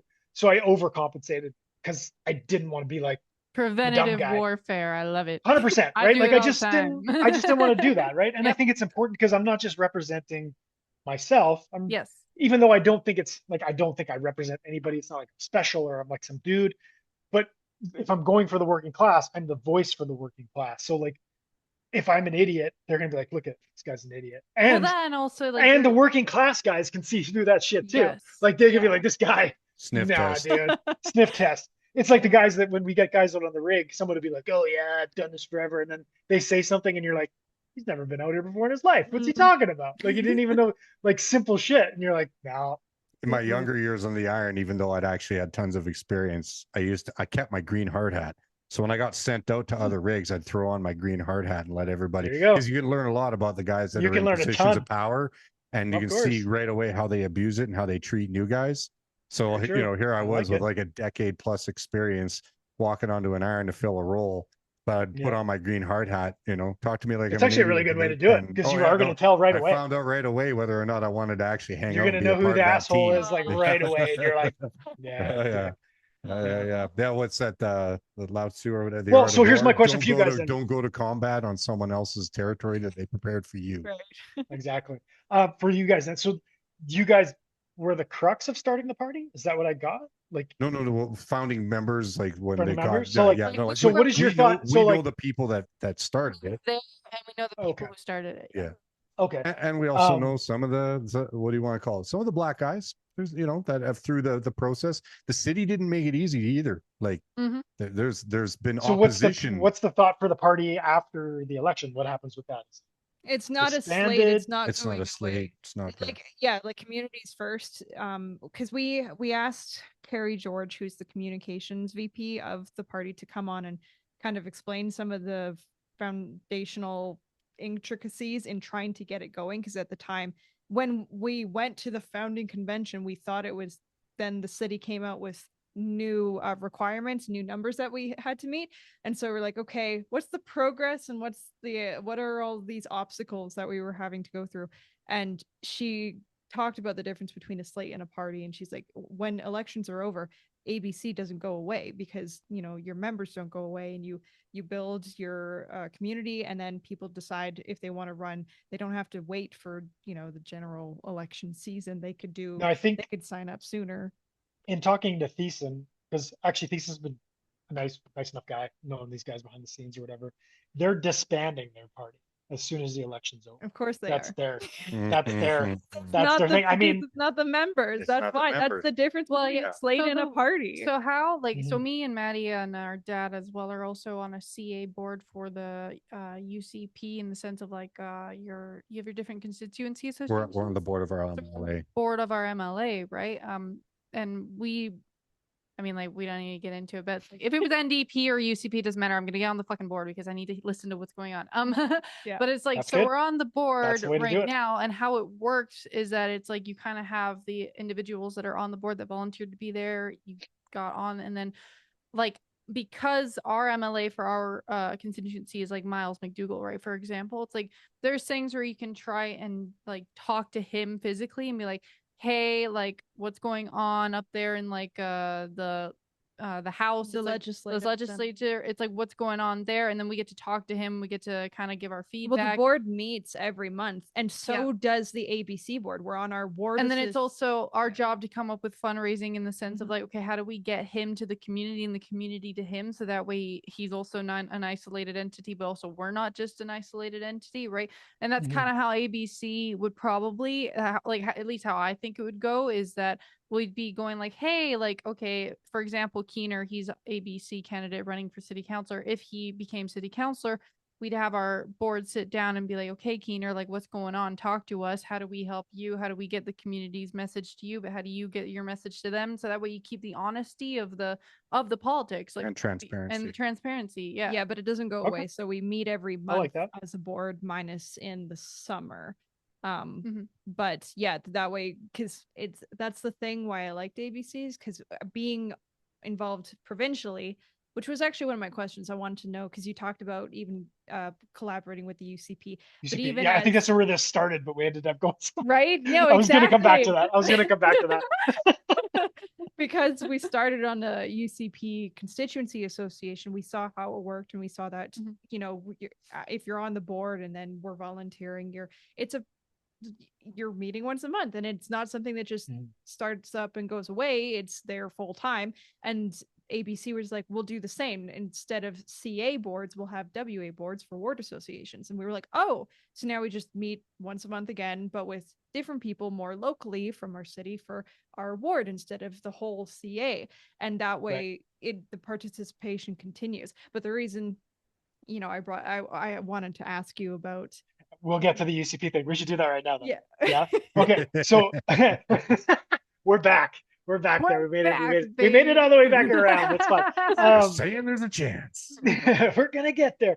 So like I don't care provincially who's there. My ability has to be to work with everybody. So like that, I mean, and that's can't be a political jargon thing. It has to be real. Because I mean, right now UCP. So like, let's say my homeless policy, which I'm sure you guys have probably read because you guys seem like you're very astute. I love it.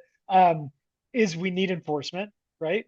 But it wasn't just coming down with the idea of that we needed enforcement and to do mandatory detox for 3 to 6 months. And I just pulled that out of nowhere. I also looked at it going, okay, what is the biggest driving solution for homelessness? And it's money. Money matters when it comes to this kind of stuff. And things like housing first, doing those types of things, they cost money and they take time. And so more people are going to die downtown. So like basically right now we have 3,200 homeless people, homeless population. Of those 32, they're estimating 30% have used Narcan in the last 12 months. It's more than that because it's probably multiple times. You know, like I know my one friend's a police officer. He gave Narcan to one guy 3 times in a day. So like it's happening. They're dying. That means over 1,000 people have died. So like we need to get these people in a detox and we need to get them off the street. But the UCP is offering something. So I don't care what that looks like, right or left. I wouldn't give a shit if it's the NDP offering. Let's take that money. That's $180 million that they want to put into the system so that we can build a detox facility. Now, if we do that and we get people off the street, the common thing I get, and I get tons of emails for this piece, is people are worried that once you go into detox, and it's true, you'll come out and then you die of overdose because your tolerance is way less than what it was going in. So people die, right? And my core, I can't let you die. I don't want that to happen. Like that, I can't do it. It's not, I can't look at you like you're less than me or not, because I look at every homeless person like they're my kid. So I'm going to want to get you into treatment. You're going to hate me for it. I understand it. But it also does something where people literally see it on the street getting cleaned up, and then they want to give more funding because they're like, oh, this is actually working. And then that funding goes into more social workers downtown, more into the housing first idea. You need money to do it. The other things take time and no results. Whereas like detox gets them in, and then that's not something that we just get them detox and clean and then send them out. Because yeah, they're going to end up using again and they're going to die. What we're going to end up doing is that's just the start. And then with the excess money that we're going to get, because people are actually seeing results, like tangible on the street results, we can use that money for social workers and for everything else that we need, and more enforcement, law enforcement, stuff like that, right? So well, I want to swim. Sorry, I want to. Go ahead. I want to swim. I want to swim with the current. So if UCP is, I don't care who it is. Like I said, if they're giving us money, let's use that money. We'd be dumb to turn our backs on. Like that doesn't make any sense to me. So, and it's only going to help people. So, anyways, go ahead. Yeah, no, I a little bit of color just because my own past was pretty tumultuous. Hence why I don't try to be a politician, because it would take nothing for them to dig up dirt on the sins of my life. That all to say sins, though, man. Because of sins, man. Oh no, I get that, but the thing is one of the worlds that I knew relatively well was the homeless world. So even the percentages that you offered, I do have some. Yes, it was years back, and so fentanyl wasn't the thing, but like pick your different poison that got introduced, right? Whether it was like LSD or you name it. So well, it's only worse now. Like it's only worse with fentanyl now. Yeah, no, of course, because I think the new one is like a faster refined product or whatever. Like it's fentanyl, ridiculous. Right? So yeah, so I guess I'm understanding all that. One of the things I would say to add to the program is some type of entry level employment program, because one of the things about for sure. Like it has to be there in order to one thing that helps, and I'm not going to speak for every individual, because the one thing about that path is that there is a lot of individuation that has to be listened to, and it has to be respected.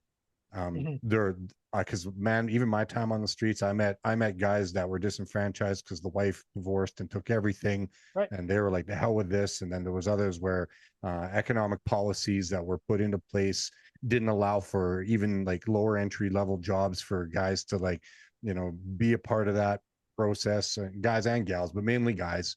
And then there was, what I actually found was only about a third of homelessness was actual drug problems. Right. And I know that that's changed to a degree, so that's fine. You can shift and plug and play some of the numbers, but the reality of those three themes are very common themes.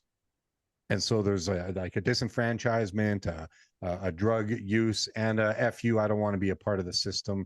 That could be argued disenfranchisement, but I meant as in where something personally has happened where all of a sudden the world, like, you know, you got dealt the bad hand, so to speak, and you didn't play it right, because there's always a personal responsibility before you end up on the street. That's not just a you versus the system problem. There's, like, every failed relationship, even if it is between you and your community, that's two-way. So the community probably failed you, and you also failed in your responsibility to be a responsible member of that community. Civics, how about, yes. So I guess, like, I'm curious as to where, if you get them detoxed, then what? So you get them clean, right? And I think we all know when we're in those type of cycles and we're destroying ourselves, you don't have a clear mind to actually think positively, or that you can get out, right? You're stuck. That's why detox is just the beginning. It's getting them in, getting them off the street so the optics look really, really good.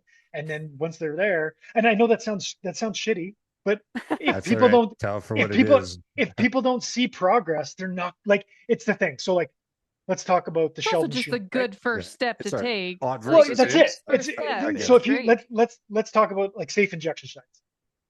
Lots of people might, I don't know your guy. Well, so let's have a thing here. Let's have a thing here. We're gonna. This is one of those conversations that we need to have with nuance, right? Because it does matter.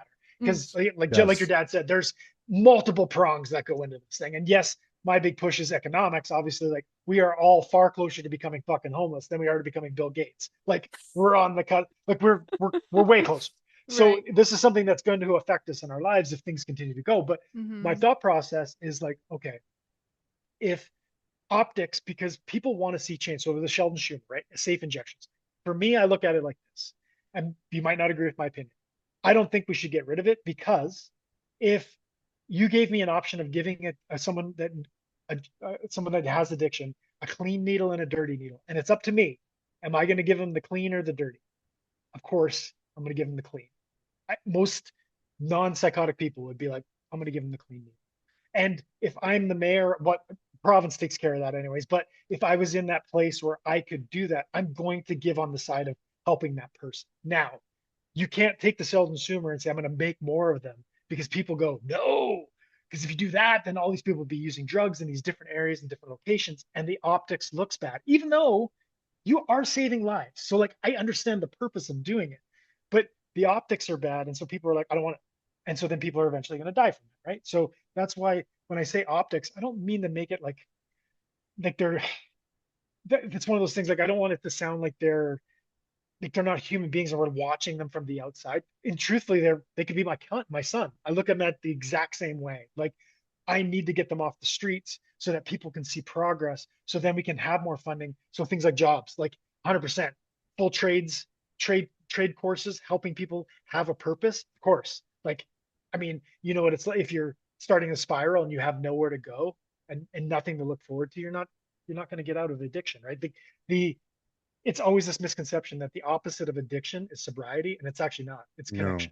No. It's community. It's being a part of something. The nuance thing that you're bringing up, I appreciate, because it's like, I understand in part what you're saying, because you're saying that it's not like you want to build more safe injection sites. You're like, if they're there, we use them. So that way the people that we're not helping right now to detox have a place to keep on doing their thing. Hopefully they don't die. And when they're next in line, you're up for detox, my friend. So I'm seeing how, in part, like, how that works. Of course, the overall premise, I just don't like it all, because it's like, oh, I wish you weren't taking drugs. Right. But I appreciate, but the truth is, that's not. But I appreciate that you're like, rational, the right? overall goal, like the higher goal, is detox. But it's like every step to get you to that place, it might require you to be in a safe spot as opposed to a street needle. It would. Well, yeah, because the truth is to that scenario, just I'll toss in there, is also, no matter how you look at that bell curve, you are going to run into a percentage of individuals that are in that world that are left hemisphere locked, as we like to say in our household. They don't want your fucking help. Like, no matter how this game is played, they're ready to go the distance. And that's part of my policy as well. So, like, I'm not, so in the structured recovery support, which is what my whole thing is with that. Sure. Anybody who wants help gets help 100%. We're down for that. And anybody who doesn't and you break the law, you still get it. There, and lots of people don't like that idea, but when you look at percentages, like what would be the percentage of people that don't want help? 20%, 50%? Like, no, even that's if too it's high. But yeah, I get so, what you're saying. That's just so like unrealistically too high. but even, yeah, I mean, but that's my thing. Like, what is the percent? Is it 20%? Because if it's 20%, that's still looking at almost 700 people downtown that don't want help. That's a lot. That's a lot of homeless people that don't want help. Yeah, I And still think that percentage is just from my own life experience. 20, It just it might seems be too high. But yeah, I know, like I'm picking up what you're laying down. Like I still see that you're thinking about it the right way. Yeah. I just know I'm trying. I'm trying. those It's just a odds are- shitty situation. So Yeah. it's like, how, Yes, it is. Yeah. like, what do we, if we don't, here's the thing. My big push is like, we can never let empathy become apathy, which is what ends up happening, right? It's like, Mhm. it's not happening. And it'd be like in my own house. My son's using drugs. I'm like, well, just go downstairs in the basement and do it down there. You're safe. You're at the house. That's great. But that's not empathy, right? I'm just turning my back to it because I'm not dealing with it right away. And we do it all the time. We do it in everything. Like I live up in the Northwest. I rarely see homeless people out there, right? And I'm sure you guys down in the Southeast, I don't know, but I'm assuming it's not as prevalent as it is downtown, right?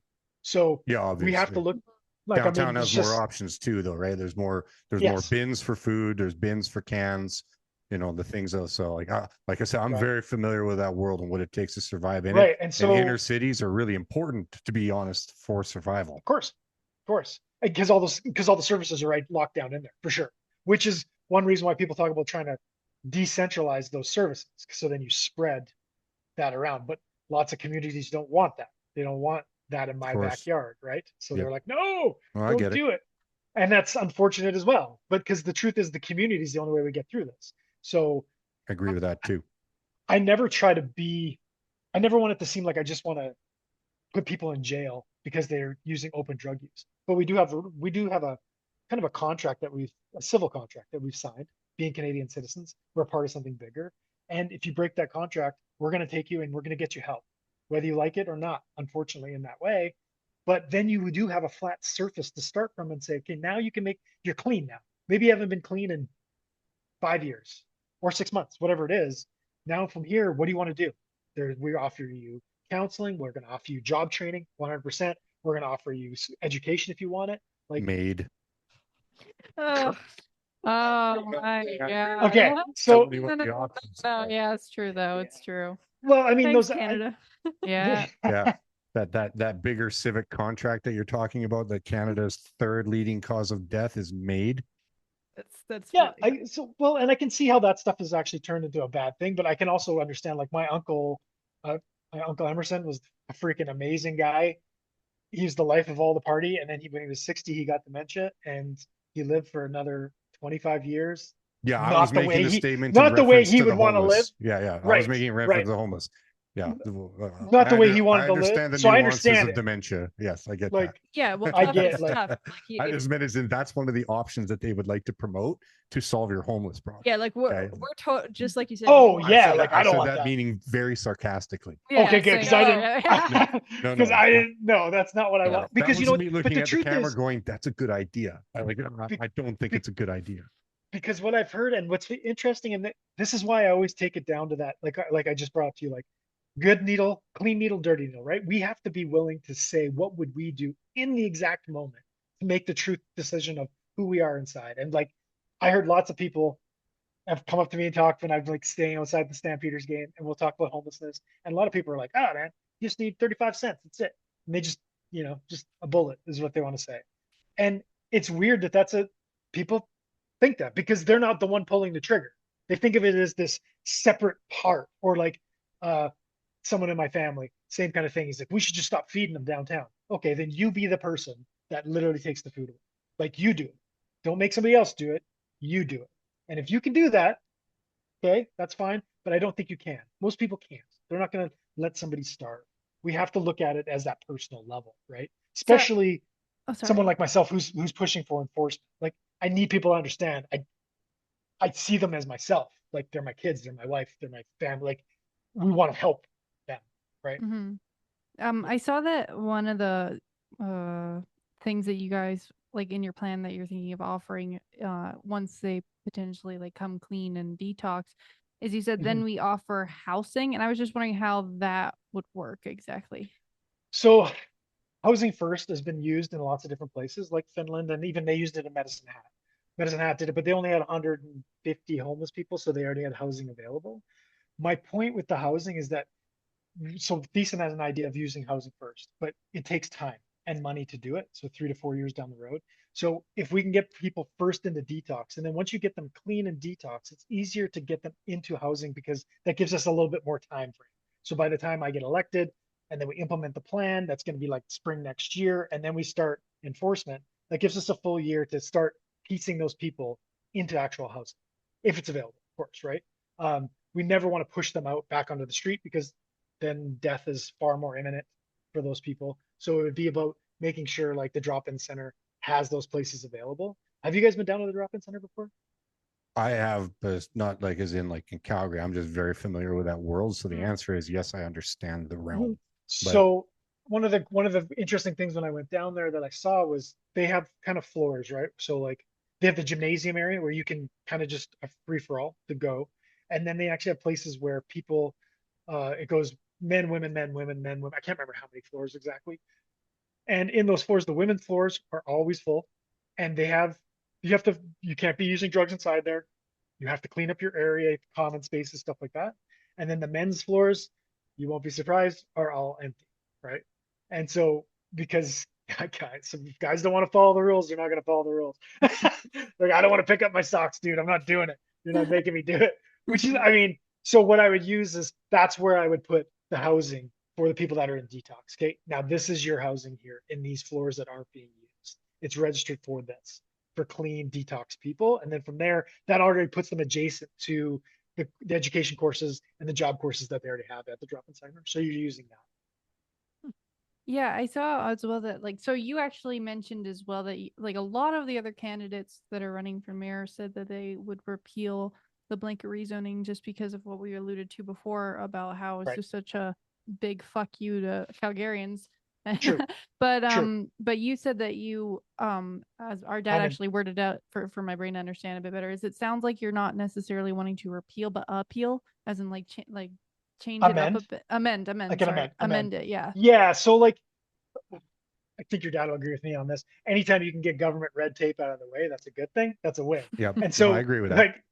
So most people are like, yeah, let's do it. The only problem is when the government red tapes that got taken out of the way is for conglomerates that already were in pre-positioned to be the chosen winners. So when you look at who the contractors are and how that's going to work, that benefits another agenda. So I agree with the red tape. That's not going for what would be considered true Calgary first thinkers. Right. And so like the thought process, that's why we do amendments, right? Because once you get out of the way, so once a government we're getting rid of red tape, that's a win. Let's be happy with that. If we repeal it, now we're gonna have to go back through the whole process. And I think they hadn't updated it in like 35 years or something like that. Right. Like it was ridiculous. Wow. So let's not put it back into the bureaucracy to wait, because the truth is we need houses. Like I said earlier, period. Like we need fucking homes. Like you guys need homes. So if we just amend to it, which means in my plan as well, focusing on Calgary and like builders here would be our first place to go, and give them benefits and breaks so that they can actually build instead of large conglomerates. That's going to help us in Calgary. But it's a generational issue of a lot of elderly people have their worth is in their houses, right? And they're worried that if they build something there, it's going to lower their value. And that could happen. Like there's no way to pretend like that might not happen, but we do know what's going to happen if we don't have more houses. Economically, we're going to be screwed, and your families won't be able to get in the market, and you won't have families, and we're going to be poorer in your generation than we are now. And so we have to, it's one of those things, unfortunately, as a parent, and I'm not a grandparent yet, but sacrifices, I mean, your dad will sacrifice. That's what we do, right? This is the kind of thing about being a parent, like stinking kids. Damn it! But like that's to be here. whatever. But it's our job. I've fulfilled my obligations to get them to the point of being able to pull up their bootstraps and think for themselves. So I'm under no obligations anymore after that point, but I'd still like to help in any way I can. Of course, they're my, like, the truth is, like, my kids, they're my friends. Like, I love my kids. It's great that way. Like, it's different than what, not that I wasn't friends with my dad, but it's very different. We just have different relationships with our kids. Yeah, I'm picking up It's what you're laying down. It's because me and you are just great parents. That's what happens. See, you guys don't even know. We're amazing. They get to say that. I'll never say that. That judgment I'll say it for you. to them. See, I can say it for you. And you can say it for me. See, that's how that works. See, we help each other. Just exposed one of those things where I told you I know what you don't know. Very true. Very true. So like with the rezoning, then, like, I know that and that's a lot of the people that are against that, there's no way you can be against it and repealing it and think that you're actually for your guys' generation. They're doing it for the voting block of the elderly people that don't want to do it, right? That wanted it repealed. They're playing politics with your future, is how I look at it. And also bad economic policy, because they're actually addressing the wrong problem. Like the housing market and prices are not, that's our dollar being less, not the house being more. Banks want the house's value up and property values up as a cash grab. It's for the equity on their balance sheets. That's why the middle class is getting squeezed out.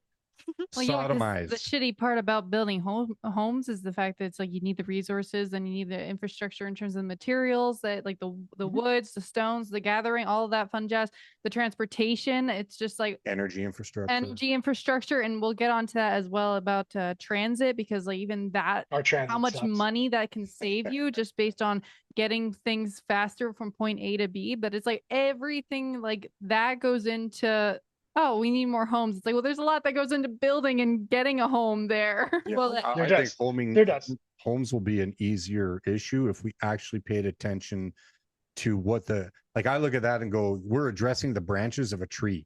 Like get to the root of this. And this is about economic growth. There's a direct correlation. I don't know if you're familiar with Chris Martinson, but his work, there's a direct correlation between energy usage and human prosperity. Direct. Okay. Chris Martinson. He has a book called The Crash Course.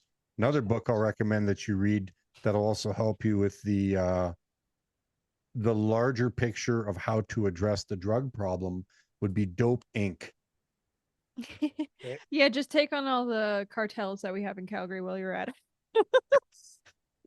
I got that too. It's gonna be easy. What are you guys talking about? I'm going to solve all this shit. It's going to be so simple. Because the thing is what happens with a lot of politicians and you know, they don't know who the enemy is. They don't actually understand how far upstream, you know, that top down thing you were talking about. Yep. There's policies and that crony capitalism that you had mentioned earlier. So this has played a phenomenal role in Canada's design, and that includes Alberta, Calgary, and Edmonton, as well as the other municipalities. So to feel like there aren't individuals that have reached with their agendas because they've been incentivized to do so, if we don't understand that is clearly, we are operating downstream from their intentions. And now you've decided to get into the arena, much like ourselves, to go, well, we have our own intentions, you know? So that means that technically you could say an unstoppable force is about to meet an immovable object, and okay, so be it. Like, we're going to have to get into the ring. Well, the line has to get drawn. And I would say we win because we have the numbers. We just have to get people to be on board, right? Like the numbers is way in our favor. They know that. Like, they know the numbers are in our favor. But they also know that those numbers are ignorant of these things, and the magic trick is beyond them at this stage. It's true, but I do think people are really waking up to the idea that something's wrong. They might not be able to articulate it or put their finger on it, but when I talk like this and we talk about it, and they're like, that makes sense. Well, sure, but you still have to draft that curve, man, because even if there is that sense that something's wrong, you're not going to hit your drilling target without giving the specifications of when to get your kickoff point, how to build your curve, how to land your curve. Look at your dad go. Right? Look at your dad go. It's so good. I'm just saying. So, like, all of You this worked that in really well. I need to do that. That was really well. This is why we brought him on. This is On why your we did kickoff this. point, that's good. These are the specifications that are required, and not just you, but the team, your citizens and our citizens. Like, we are part of this family. I mean, the Geo gave me a bad fucking. They told me to kick off too early, bro. You can pawn that off. You can even sit back and say, well, they messed up the pipe tally and that guy doesn't understand. Always happens, dude. Freaking pipe tally. Look, what are they doing? I get it. I understand. How hard is it to count pipe? We do this and out. Like, I've saved many a project by actually making sure the pipe tally was correct. Okay, so yeah, I get that. It's funny how often that is not correct. It happens more often than people realize if you're it does. If you don't have a sharp team. I know. And then lots of times it get found out and we just go, well, that never happens. That never happens. Yeah. Who's gonna know? Yeah. So anyways, all that to say. Sorry, girls. Sorry. I mean, no, that was, oh my gosh, this is like that's home. beautiful. It's beautiful. Keep going. So I guess I'm adding that as to being a part of the equation, that actually the specifics of your plan are important. And it's the same reason why, use your words and have your language, correct. If you don't know, then say you don't know. If we do know, then you got to be able to implement that strategy. And yes, I understand that things can go wrong along the way. And you're right about our numbers. The cultural awareness of the specificity of how we got here and what is being implemented is not common knowledge, just period. Even in my 5 years now of being involved and taking a look at the infrastructure and how it works, I'm rapidly understanding that we have a stronger cultural issue that, yes, like, that's why I'm proud and honored of my daughters, as you probably are of your children. And so I'm like, fair enough that this is an old biblical principle, and I'm not going into the spiritual realm, but it's just like, you need to be able to have the manners within your own home in order and within the fence that has been given to you to be responsible for.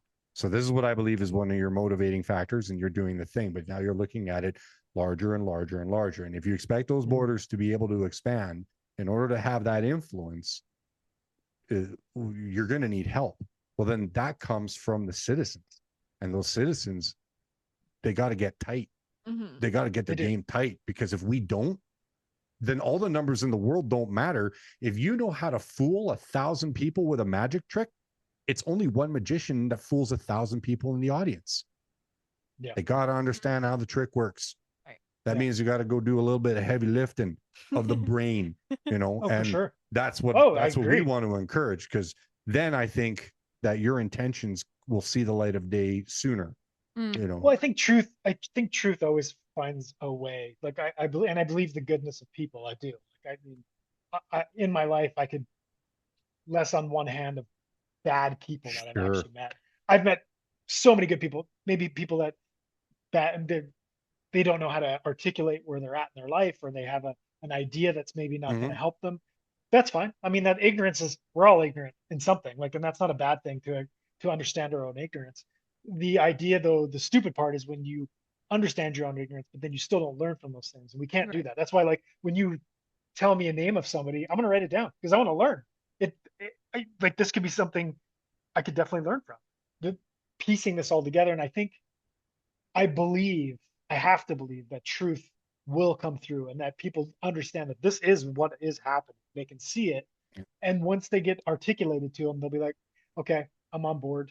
And we have the numbers. Like, I know we do have the numbers. Yeah, I concur with you there. I think we're going to be less, and your guys' generation too, like, is getting less distracted. Like, you are distracted, of course, because social media is crazy. Yeah. But you're also hyper aware. So, like, my son, he's 20. My youngest, he said, like, I think this is definitely a problem. Like, he got rid of TikTok off his phone. He got rid of Instagram off his phone, because he's like, I just was wasting time. And, like, that's him doing that on himself. Like, I know guys that I work with, like, flipping TikTok while they're drilling. They're flipping TikTok, right? Like, but because it's easy, especially when the auto driller's going and they're just flipping TikTok, TikTok. So, and we're all susceptible to it. But I do feel like you guys are understanding it.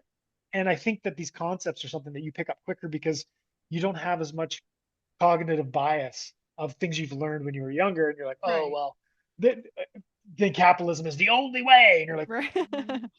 it's not. I It's mean, a it's really not. misconception, actually. It's a and diluted word too. Right. Well, Words themselves are yeah. getting weird. Like you hear somebody, I don't know if it was you I was talking about, I don't think it was, but talking to somebody about defunding the police in the States, right? Like super against socialism, right? Like, oh, it's horrible. And I was like, well, so are you for defunding the police? And they're like, well, of course not. And you're like, that's socialism, dude. Like that's using tax dollars for social work, like police officers, firefighters. And they're like, well, I don't know. And you're like, no, you do. You just got to let your brain, right. you do know, yeah. right? So it just takes breaking those words down and taking away the stigma if there is stigma to it, or the idea that your way is the best way. Oh yeah, capitalism to the end. We're seeing this is late stage capitalism. Oh, you mean the end? The fourth the turning. End. The Coming fourth to turning. the end. Yeah, we're gonna go with the fourth turning and the then fourth turning. Yeah. So we're coming back around. It got, I got hope. Now I don't know for you guys, and I apologize, but AI, I don't know what you're gonna do, and I have no real solution for that. I don't know. I mean, that's another conversation. Sorry, yeah, exactly. The tool depends on how you use it, honestly. Yeah. Like, I mean, it is, but so many people aren't going to use it as a tool. They're going to use it as everything. As a potential future life partner, right? Oh my God. Yeah, but humanity, we have hope for it. Yeah, totally. No, yes. Yeah. Shit, back to that. Let's go backwards. Yeah. Just delete this part that I just said. And I just brought the conversation down. Anyways. I'm just kind of like, I've been on your website the whole time. Yeah, I'll bring it up again for people. Yeah, so I mean, there's only oh, Maddie's bringing it up. That scared me for a second. I was like, what are you doing? Look at that. I will not keep, like, I don't want to keep you too much longer. Yeah. I'm trying to be wary of you guys time. are awesome. I could talk to you guys all day. This is great. So there was a part, this is kind of like a two-part question, so I'm just gonna give the audience context on what it says here. So when it came to empowering small businesses, you said that you were going to do like a zero municipal tax for 3 years for existing small businesses making under 2 mil, and then and then for existing ones making under 2 mil, they will have a tax freeze, and then large conglomerates and corporations making over 70 mil will get a 10% tax increase on their municipal taxes. And so I understand how that's trying to bring empower small businesses, but in terms of large corporations, it seems like I guess, how do you kind of get them on board with that? Because they might be like, well, fuck that shit, I'm just gonna leave then. I mean, like, because we were just talking about the detox thing, and there's a transition process, right? So it's like the transition process from trying to build up small businesses to kind of taxing a shit ton of large corps. It's like, well, how do you balance out the transition process with that? So in truth, it's great. 10% 10% on your municipal taxes added on isn't that much. It's not a very big thing. And so like any corporation can take that on. But at the end of the day, let's say that they say, well, screw it, we're not doing it. Now, they're not going to do that either, because we have power. We have purchasing power. It's one of those things where they keep us separate, and then we think that we're alone, but we're not. We're all together. So if we go to Amazon and say, you're going to pay 10% extra, they're going to be able to float 10%, because that 10% is just my beginning number. I would like to go far higher, because the eventual goal is to kind of squeeze them out and to make sure that local people have more of a pull, and that we kind of rewire ourselves into this convenience lifestyle that we know is taking us down a wrong path, right? But that takes time, as I mentioned earlier. So the 10%, I'm not really worried about those companies leaving for 10%. But that being said, you said it yourself, though. They know that you're implementing a policy for squeezing them out. No Goliath is going to agree to those terms. Well, they're not going to pull. I wouldn't assume that they're going to pull their stuff tomorrow, right? They're going to. No, I get that, but they're not going to want to sit back and see like, if they know that the number's going to keep going up. Yeah, like they're not going to want to sit back and know that you're trying to help me understand where your mind is on this. Okay. So let's say, for example, protective tariffs, like I alluded to in the car, and like that makes sense on a national level to do the protective tariffs. It worked for FDR, McKinley, and all that jazz. So kind of doing it as a start mechanism here. And if we do, because right now we're not in a great position.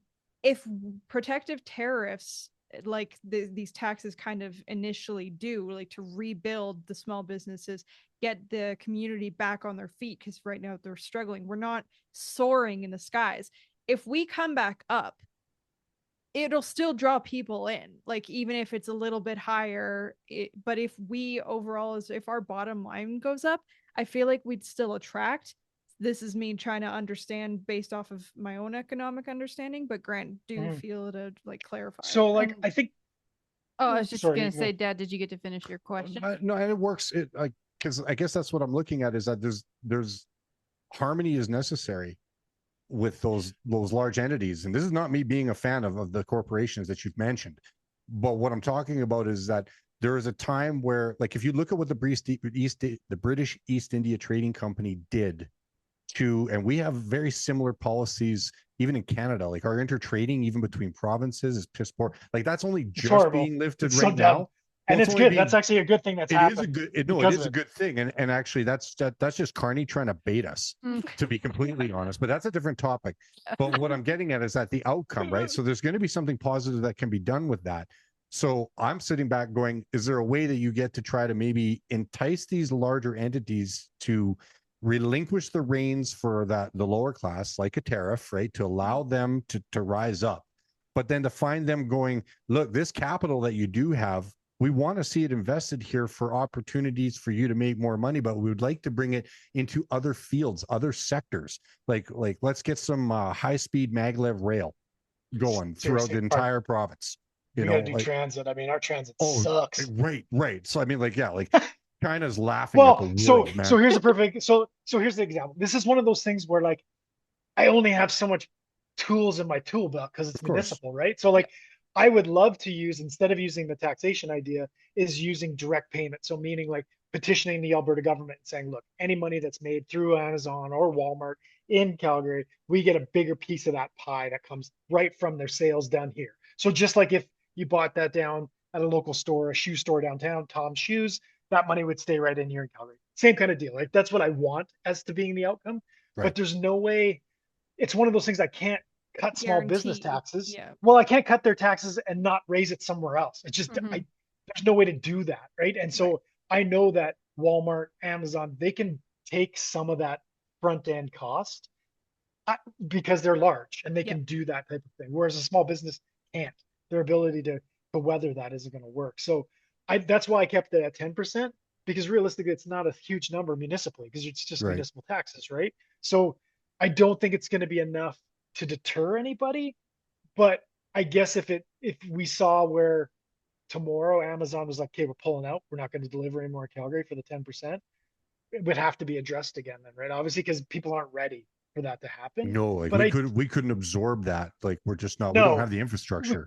We couldn't do it. We couldn't do it. And people aren't ready either. Like this type of pain will take time for people to digest, because some of us are there realizing how bad it is. Yeah, intellectually understanding, you mean, like what's going, yeah, that this is bad.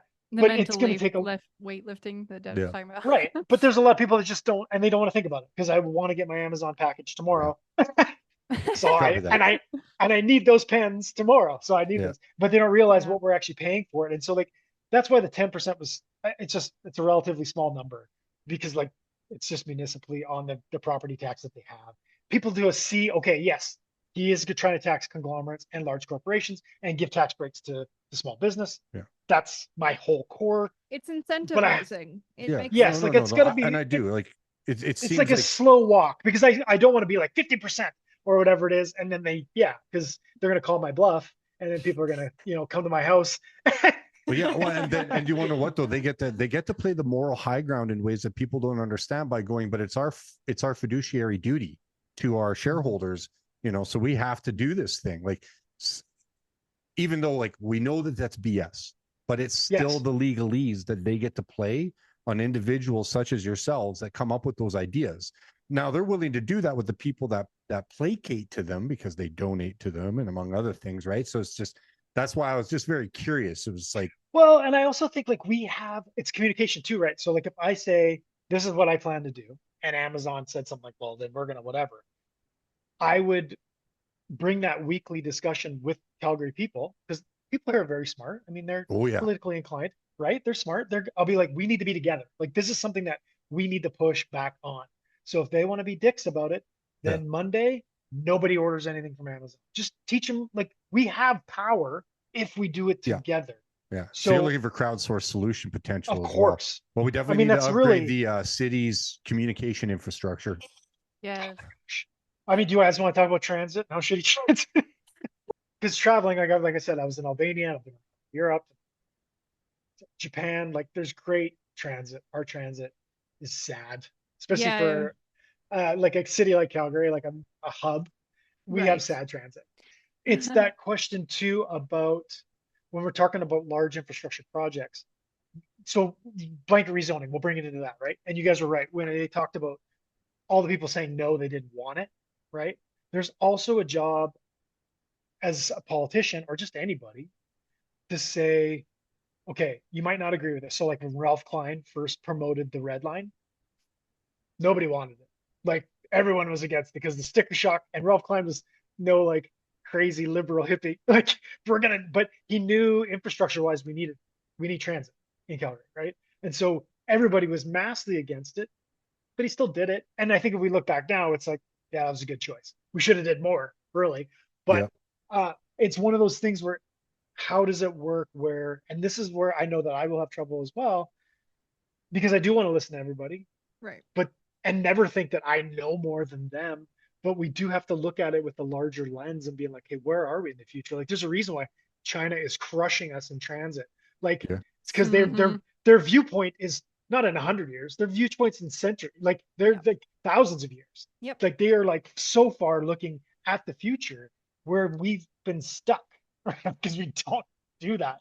Yeah, just earlier today, Dad and MayCee were talking about the fact that, China's got its main transit line that literally is operating at a deficit financially, but because it is just the time and that people are saving, and then even the goods that are being transported through it, it's like it even if it's a deficit, it is overall on the whole picture, it is a profit. So therefore they're keeping and that deficit now, but in 20 years, exactly, it's not going to be that. Exactly. To clarify the point, and to maybe for people to do a little bit of research, right? Please, so everybody research. Good job for making it this far. If you even got to that little thing that he told you to do. The maglev rail, that infrastructure that is throughout China, is still currently running at a deficit for the government. They actually, you can go and find this for yourself, they willingly know and run it at a loss, knowing that it is not at a loss for the overall GDP of the country. So they know that you can move this product faster at 300 miles per hour, people, with maglev rail. Okay. So could you imagine that, you need to get some business or some product move, and you can actually get between Calgary and Edmonton in 10 minutes? Right. You know what I mean? Like whatever. You get what I'm saying. Oh, well, I know. It's so much, like, just like they've just opened up the largest bridge in the world, which is amazing. And it changed. They figured the economic GDP that was going to do, because it changed a 2-hour drive to now a 2-minute drive. That's right. Amount of, like, it's insane. You're talking that largest, the Xinjiang, the largest suspension bridge ever built. Yeah, like they have the largest everything. Broke their own record like 85 times. Yeah, they're nuts, dude. They're nuts. And like their mode, like solar, everything. They're just. And then we should be collaborating with their engineers, like City of Calgary. It's like, okay, well, we want to do this. Can we get some of the engineers and help us build our rail? Yeah, I would love and that was something I would love to do, and it's actually something that I have kind of stayed off of this comment with it, because it is such a touchy subject with people in Canada about that. Because as soon as they hear China bad, it's the conservative psyop, right? Russia bad for the liberals, as soon as they China bad for the conservatives. Fight them into our country. I know, and the thing is, like, they could help us. Like, we need this. Like, what are we doing? Like, we definitely if you actually understood their economic system, it's actually called the American political system of economy, and it was first dabbled with by Sun Yat-sen. He came to study and learn about it, and that's what got brought back to China. So after they kicked out George Soros and the Open Society, and they decided that they didn't want to commit mass seppuku like the policies of the West are doing to their civilizations, they're literally running an economic model off of Lincoln's, off of Lincoln, Hamiltonian economics, you bet. So this is just the part that people don't understand. They don't read the policy papers of other people's nations. It's what makes them so quick to respond, right? Like they can quickly move so quick because everyone gets behind it. Like our air pollution is ridiculously horrible. We're killing ourselves. Okay, we're gonna just EVs and solar. Everybody moves. Like the whole thing, and you don't have a question. You turn with them. It's how that government. We have to be willing to look past some of those stuff and those words that are scary to people because they're doing it correctly in these fields. Like not everything is correct. Yeah. I mean, right? Like, every nation is going to be a tale of two nations. So I absolutely agree. This is not me going, "Ooh, China." That's well, no, me neither. Me neither. But the things that we can go, ooh, China, like let's go, ooh, China. Yeah, like, absolutely. Like, and also the idea of having that conversation. It's like if people get scared about the fact that it's like, oh my God, we're talking to like engineers from China that are going to help us figure out how to build our rail better. But what if they like try to trap us and all that? It's like, you have to just also have the ability to go like, hey guys, like no matter who you're talking to, they could try to fucking metaphorically debt trap you. It's like everybody's got a brain and everybody's got an agenda. And so there could be a moment where someone wants to pull the rug from under your feet. It's like if you have to have the fucking wherewithal to have the conversation. So it's like if you're so scared, bring that forward. But at the same time, it's like don't discourage the conversation though, because that's what everybody you'd be a hypocrite actually. It's like everybody is saying, well, you have to be able to have the conversation, you know. Like if you're like, I don't want to learn. I'm not going to learn exactly, and I don't want to learn. It's like, but you want to teach. So excuse me, like no. You can't have your cake and eat it too. Like, so I definitely agree with you. I think there's a huge strength in understanding what we're good at, which is fine, and then there's also a huge strength in realizing I don't know this part. So like, and when I did like my biggest kind of campaign thing was going through my Reddit doing AMAs. I did like an Ask Me Anything, and like my number one comment that got like the most things was like, I don't know that part. Like I admitted like it was something about housing and this retrospect. I actually know, I think it was about the percentage, the thing you actually talked about earlier, where based on productivity and percentage of economic growth, I believe that's what you brought up. Oh, energy? But yes, energy. Yes, there's a direct correlation between human prosperity and the use of energy. And somebody had written that on my AMA. It was and I didn't know that, and so and then everyone was like, "Holy shit!" He just admitted that he didn't know something. I was like, if that's groundbreaking, we're in trouble. Like we need to be able to the stereotype of politicians, brother. And that's true. It's and I agree with people to say that that's their value is, hey, I want someone who admits when they don't know. Like, and it was amazing. Like I love that was what it was, but it was also like, what kind of, let's just say about our political climate when like someone just says I don't know, and everyone's like, he's amazing. Yeah, I'd be like, wait a minute, that's a double-edged sword. Like, I'm very thankful that you have the humility. Now the next thing I want to hear from you is, but I'm going to go find out, and I'm going to get good, and then we're going to figure out how to have a solution to this knowledge that we've taught. Like, what do we do with this knowledge? Yeah, right, exactly. Implementation of it afterwards, after you notice your blind spots, notice your cognitive dissonance, and now change it. And something I love this quote. It was from one of my favorite historians that's out there, which is Cynthia Chung. And if you haven't checked out her work or Matthew Ehret, please do so. I feel like you guys are giving me so much stuff, and I haven't given you any of it. Oh man, we've just given you foreplay. So Cynthia Chung and Matthew Ehret, they're lovely because they've taught us most of what I know in terms of like even what we're mentioning about the American system and the Ben Franklin, the Lincoln. It's like I didn't know any of that until I came across their work.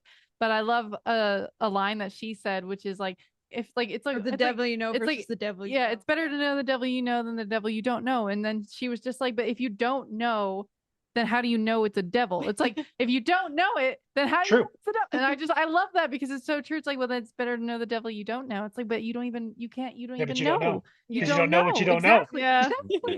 Like the Oracle of Delphi had said that Socrates was the wisest and the most thematic theme, because I'm doing a lot of Plato work right now, that I can find about Socrates is he always carried a humility to very much understanding what he didn't know, but it never dissuaded the courage to go into the dialogues in order to not only show the sophists or the rhetoricians of his time to expose them, but it wasn't done to be like a dick drop. It was more along the lines of there's an audience that would gather around. And in order to watch a person humbly realize what you thought you knew, you did. There's a good Mark Twain quote that actually summarizes this characteristic of Socrates, and it was, "It's not really what you know, that's dangerous. It's what you know for sure that just ain't so." Well, that is very true. Like that is, I mean, I don't want to make a big political stance of this, but like that's what's so dangerous about people that think that they know everything. And there's specific people in our political climate that think that exact thing, like they are the smartest in every field. Right. And that is usually the dumbest people that think that. Well, it's okay that you think that you're the smartest person in the room, but you better keep the humility that you're not smarter than the whole room. And right? that's the fine. Problem. Like, I've met many an individual that they are paragons of thought and thinking, and it's an honor to know them and to be able to have those conversations and debates. But quite often, more often than not, somebody will bring up a particular. It happens on the drill floor like all the time in my life, where all of a sudden, because of the fresh eyes of a new floor hand or the fresh eyes of even a newly promoted derrick hand, they'll walk into a circumstance and they'll be like, well, why do we do it like that? Couldn't we do it like this? And I've watched guys where I went to a rig and was using different tricks to take off the rubbers off of valves of a pump. And I did a couple tricks because I traveled a bunch of different rigs. So I worked with all sorts of, because I was a mercenary. And then all of a sudden they found themselves like one fella, he'd been on this one rig for 15 years of his career. And he came in with 2 screwdrivers to show me how to get because he knew I was a newly promoted derrick hand. And he was like, oh, this is how the guys, get the rubber off of these valves to change them out and get new rubbers on. And he comes in with 2 screwdrivers. And so it was winter operations and it was up in Canada. And I just said, well, why can't I just do this? And I grabbed a bucket, put it down, threw the valves in it, threw on the steam, then pulled them out and popped it off with my own hands. And he was like, I've never seen that done in 15 years. I was like, well, that's because you never went anywhere else. You stayed on just one rig and all the nuances and the tricks. So here I am, a guy that's coming up the ranks like after you and showing you tricks. Right. And it's like, and he loved it. And so that was like great humility on his part, but also too, that was one of the advantages of me not knowing a lot because I'm a newly promoted derrick hand. But as I came up the ranks, I watched other guys, paid attention, asked questions. Right. And so that plays into a living example where I saw, well, sometimes you can be the guy that's, sitting in the captain's chair for a long time. That doesn't mean that you have all the knowledge necessary to navigate every types of waters that the ship is going to see. And a real wise person will be willing to be like, that's awesome. Great job. Yeah. And now I learned. That's what I meant by the humility factor, right? Yeah. I mean, which is another reason why people talk about experience and like what experience I have, like from the oil rigs, but I ran nightclubs in Los Angeles, profits, like I've had a wide variety of different people in different industries. So you learn a bunch of different things. Not everything, of course. Like, I've learned things today, which I freaking love, and I'm gonna go research. Because I love this too. Like, says there's more of the world than you. Yeah. Oh yeah. I mean, growth is what this is supposed to, which is another reason. I mean, you guys never asked me a question because I started talking too much right from the beginning. So it's my fault. But one of the reasons why I ran, because it scares me and I want to learn something different. And I want to learn something. And I think that's important, right? Like I got to grow. And at my age now, like I'm 47, you're on the rig for a long time. It's easy to get stuck. It's easy to do the same shit and you just kind of roll in life. Yeah. I don't want to do that. I don't want to regret. I have tons of regrets. I do not want this to be one of them. So that is, I think that just answered the question as well, because we were going to ask it at the beginning, but I love that we're getting to it now.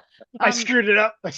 Yeah, of course. All best laid plans, laid ways. Questions that we were gonna ask, which was like, why run for mayor as opposed to like a city councilor or something like that? And you can obviously like still answer it, but I think that what you just said kind of answered it in part, where it's just you seem like the type of individual where you're like, how do I just make the world around me a better place? And then you just kind of went straight for the smoking gun. You were like, well, then I'm gonna be the fucking mayor. Like, I'm gonna try.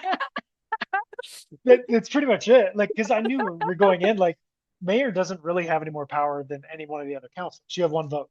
So like, it's not like, but it's your overarching vision that is what it is. And nobody talks about wealth inequality or these things that I think are the core cruxes of the economy itself that's really affecting everything that's happening. And so I thought, and I talked to my wife about this because we did, like, I'd be in Ward 1.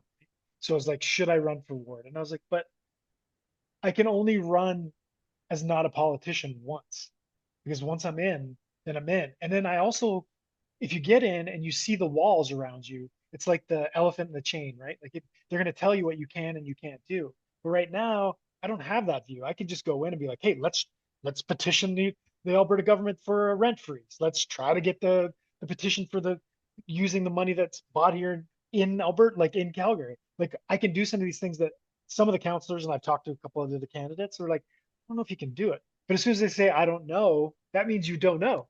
So we can try, because they're stuck in like this system and they can't see outside of it. And just what your dad said, like on the rig, we get stuck in the same shit. I've been drilling the same well, the same way, sliding the same way. I can get a new guy up there that I've never met before, show me something different. And I'm like, oh shit. I never saw that before. Like, or a different zone, right? Or we're drilling in a different area and it's totally different. Somebody's been there for 10 years. Okay. And so I wanted to just, I just shot at the top. Like, let's go right for the top. I think that's my best option. And now, would I do it differently? I don't know. I'm not sure if I would. I think I'd still do this. I like, would I go for ward first? I don't think so. I think that this is what I needed to do, as long as I don't stop.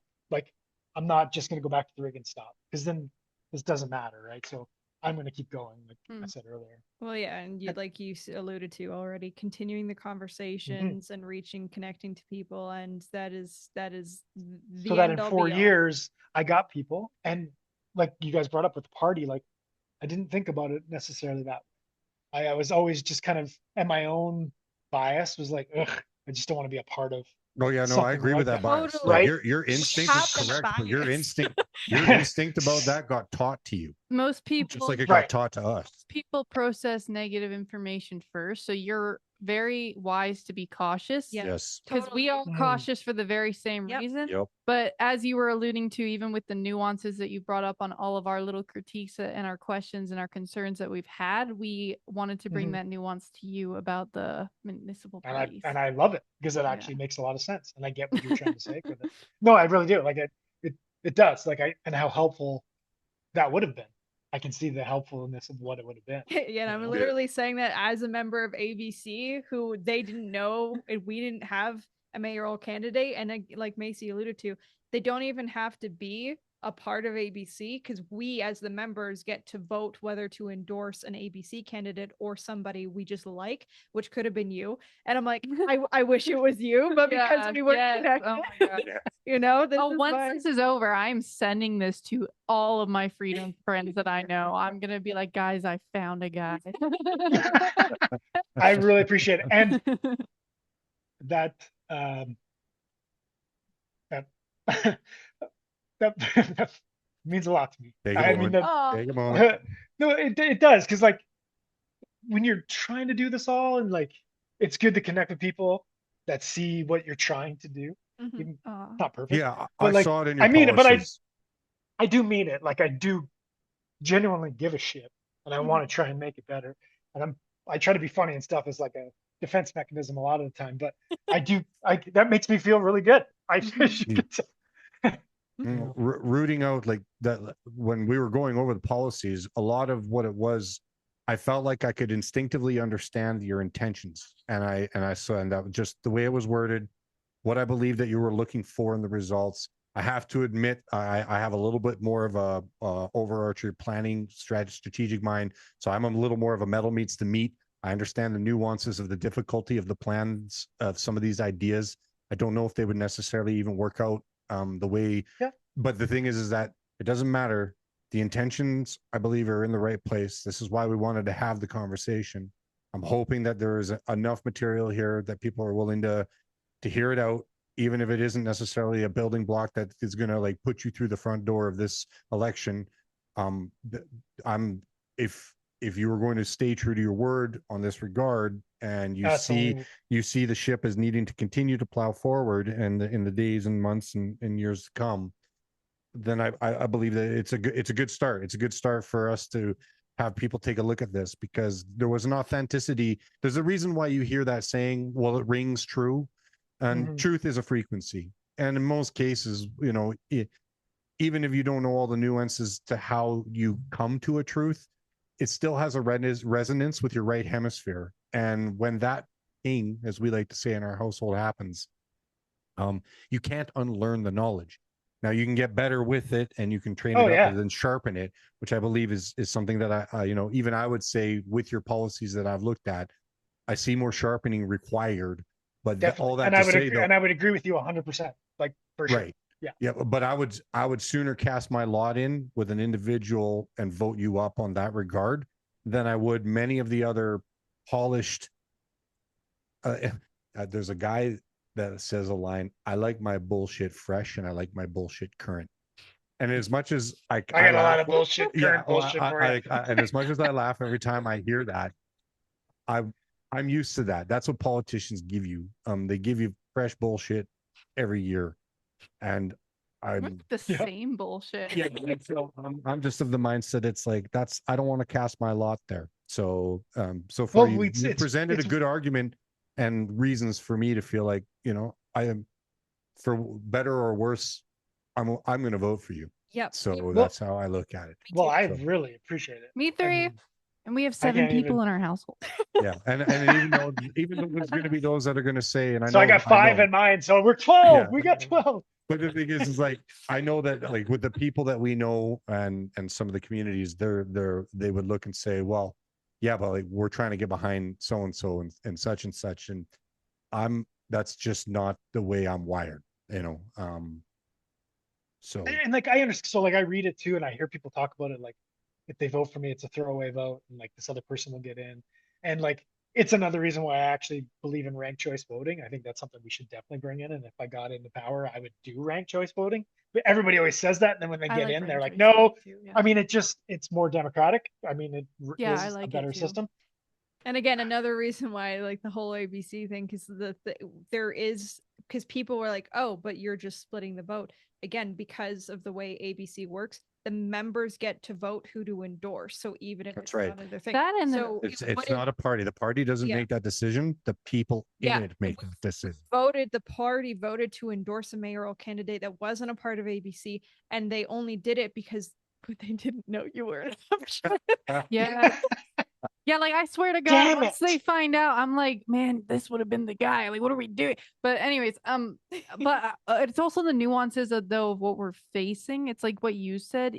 Yeah, you went for mayor because it's kind of like, nah, like go big or go home. And also, this is my only time to run, not as a politician, right? And so that's and also the big part, like wards don't really get a lot of, like, even though I've been held out of some of the debates, I still have like one tomorrow, right? So I'm still getting more exposure by doing it this way and the message out there, because that doesn't change, as I would to getting a counselor, because if you're Ward 1 counselor, I think there's like one thing that they did and then that's it. Nobody really sees it anymore. And like I've been able to talk to CTV and like, yes, they're all whatever, or the Sprawl, like independent media, like every little bit of it, and me continually saying the same thing, you know, tax wealth, not work, like these tag phrases. Yes, they're lame in that way, but people were like, "Oh, I understand what he meant by that. Okay, I get that. Like, there's a larger problem here. Human-centered capitalism. Good press, it's still press. Yeah, no, I'm picking up what you're laying down. That's what I was gonna tie into that was the reason why I like, even when it came to the mayor choice, they were like, oh, like what do we do? And like even the idea of like, well, we just don't want Jody in there. We just don't want like Jeremy Farkas in there, so it's like we have to go with like the lesser of two evils, the lesser of or 5 evils or whatever, right? And then always that. My reason why I was very excited about ABC was because me and Maddie have interviewed damn near like a lot of candidates that are running under ABC for city council, but also independents that we also really want to support as well, because we know them and we love them, and so we interviewed them as well because they're running, because you're not wrong, so many people are actually starting to get aware this is like the most active municipal election. Like, I mean, I'm not going to say I've ever been a part of, because I'm like 21, so this is my first one. Exactly. But it's very involved, and so even when people would ask me about the mayor choice, like now I'm going to say Grant Pratt, and here's why. But when they were asking me, I was like, to me at first it didn't seem like it mattered, because I was just like, if you can get like majority council 14 or majority council, it's like now you have this many other voices that are grassroots, that are trying to figure it out, that are trying to, they're very much on par with your line of thinking. It's like now you have that putting pressure on the mayor, whoever it is, right? And like, of course I would love you, because now it's like you're like, instead of the ones that are like fuck off, but like that's what people ask me, and that's why I was very excited for the ABC, because I was like, oh, like look at, now we can actually get like a majority council. But I'm very, very glad that we did this, because I was like, I want to feel out who the hell you are. Well, now we actually, and now I really want to push you forward. Like I really want to push you forward. Because before I was like, mayor, I don't care as long as we get a majority council. But now I'm like, I care. I really care. Well, thank you. I mean, as I said earlier, I mean, I can't even. That's yeah. Well, hopefully the positive it's hard for me to like to do that. It's probably my difficulty when it comes to like even speaking in public, because I do want to make it personal. So when I talk about my kids or I talk about my life, then I get emotional. I'm like, you gotta suck it up, dude. What are you doing? Because people look at that as like a weak thing, but like I don't see that as a weak thing. I mean, tuck it in. Suck it, you'll be fine. But I see that as my like core. You like said, you should be authentic. So if you start crying, it is what it is. Somebody should get you a napkin and be like, "That's quit making fun of me." I got too much driller in me and other positions, so no, I'm gonna say bro. Put down your purse and grab that hammer. Yeah, see, right, exactly. I totally understand it. I totally understand it. But you know, like all the guys I work with too, like because I'm just me all the time. So like they know who I am. Like I'm just all too often actually a really bad stereotype, unfortunately, for many of the honorable guys that I've known for my years of being on the iron. Because I jokingly say I've been raised by 10,000 fathers, because that's where my manhood was cultivated, was in that realm. You know, 17 years with those guys, and on all sorts of different serious rigs, right from singles to triples and slants. You realize that not all men that walk on there to go and, you know, dedicate themselves, their lives, and the dangers that are associated with it, which is, there's a reason why it's in the top 3 lines of work that are most dangerous to the life of a person that's working them. And not all guys are consistent. You know, one of the things that was I would like to believe my credit, but I had it communicated to me as a leader of many crews and many projects, was you're the same guy, Mike. Like whatever, you're the consistency of who you are with us and with your family. You know, we've never gotten the impression that you're not the same man. And that's, I feel like if you're going to be a good leader, then show consistency even in your folly. That's fine. Like, you know, we used to always jokingly say, look, you got to do something, even if it's fucking wrong, do something. Right. Yeah. And not because you should actually go out of your way to do something wrong, but to have the courage to do the something, and hopefully the cost benefit won't be so wrong that it's like you're fired. But you know, spool your eggs. Well, on the other aspect where no, I had the courage to do the thing, and you know, either you're here to lead or here to follow, but you can't just ski bind. You can't just stand there and stare. Something's got to happen here, because the thing's got to stay turning to the right. And I'm seeing that politics, there is some of that very same, except they're turning to the left, and I'm not liking that. I don't want to screw off on bottom. You know what I'm saying? And like that's what's been going on. That's what's been going on. That's great with us. This is good. I need to use some of this shit, because this is really good. Yes, that's great. I don't want to screw off to the left. That's not, you guys can exchange numbers, and it'll be like, here's all your we can. We be best buds. It's gonna be great. It's gonna be. But I mean, I think the core of the way I would like to lead, if I could, would be any good leader that I've ever known, whether that's on the rigs or in coaches or football, was when everything is going well, they take none of it on themselves and give it to everybody else around them. Yeah. And when everything's going bad, they take it all on themselves. It's all on me. You bet. It's all on me. Like, I think that's the core of like what a good leader should be. And like, I know that that's something. Yeah. My life gets saved. I think everyone involved. If I saved my life, I don't care. It was something I had to do. That's it. That's it. Yeah. And I think that's when you really see who true leaders are. And I think I mean, that's a whole nother question of like masculinity and how that works nowadays. And Different Who's got podcast. Different podcast. Different podcast. We can talk about that for hours, I'm sure. We'll have you on again, Okay. You know, regardless of the outcome of this election. And then, oh, you saw my little AI picture. The AI did that. That was so good. That's hilarious. That's cute. Yeah. I'm showing this as like a last, so people, this is grantprior.ca, and you can check out, donate. Obviously, there's contact, get involved for volunteering. And with the donate, don't stress. You guys keep your money. If you're working class, I don't need your money. Like I need your vote. So don't put money in there. It's okay. However, he does need signs. Yeah, I think he needs signs. Just saying. It's true. And signs do cost money. Maybe you can donate with the comment. Get a sign. What's the matter with you? People can go there for, I mean, further information, more in depth. Thank you so much for doing this conversation. This was like, thank you, having known nothing about you. This was a fantastic I think this is the longest interview. Longest one, and I'm gonna say, like, because I've always done this, like, this is by far my favorite interview we've ever done. Next to that's freaking huge. I love it. I love it. And like, and I mean this as well. Like, if you want to see something, or like your dad was mentioning about like some policies you want me to be stronger on or more precise, let me know. Like, email me or call me. I'll give you guys you have my number. my phone We're number. on first name basis. If you work with some of the research names and books that we have there, I'm gonna look them up. That's a good start. Until the further next podcast, everybody, this has been Grant Prior for Mayor, and this has been Politics at Home with Holmes.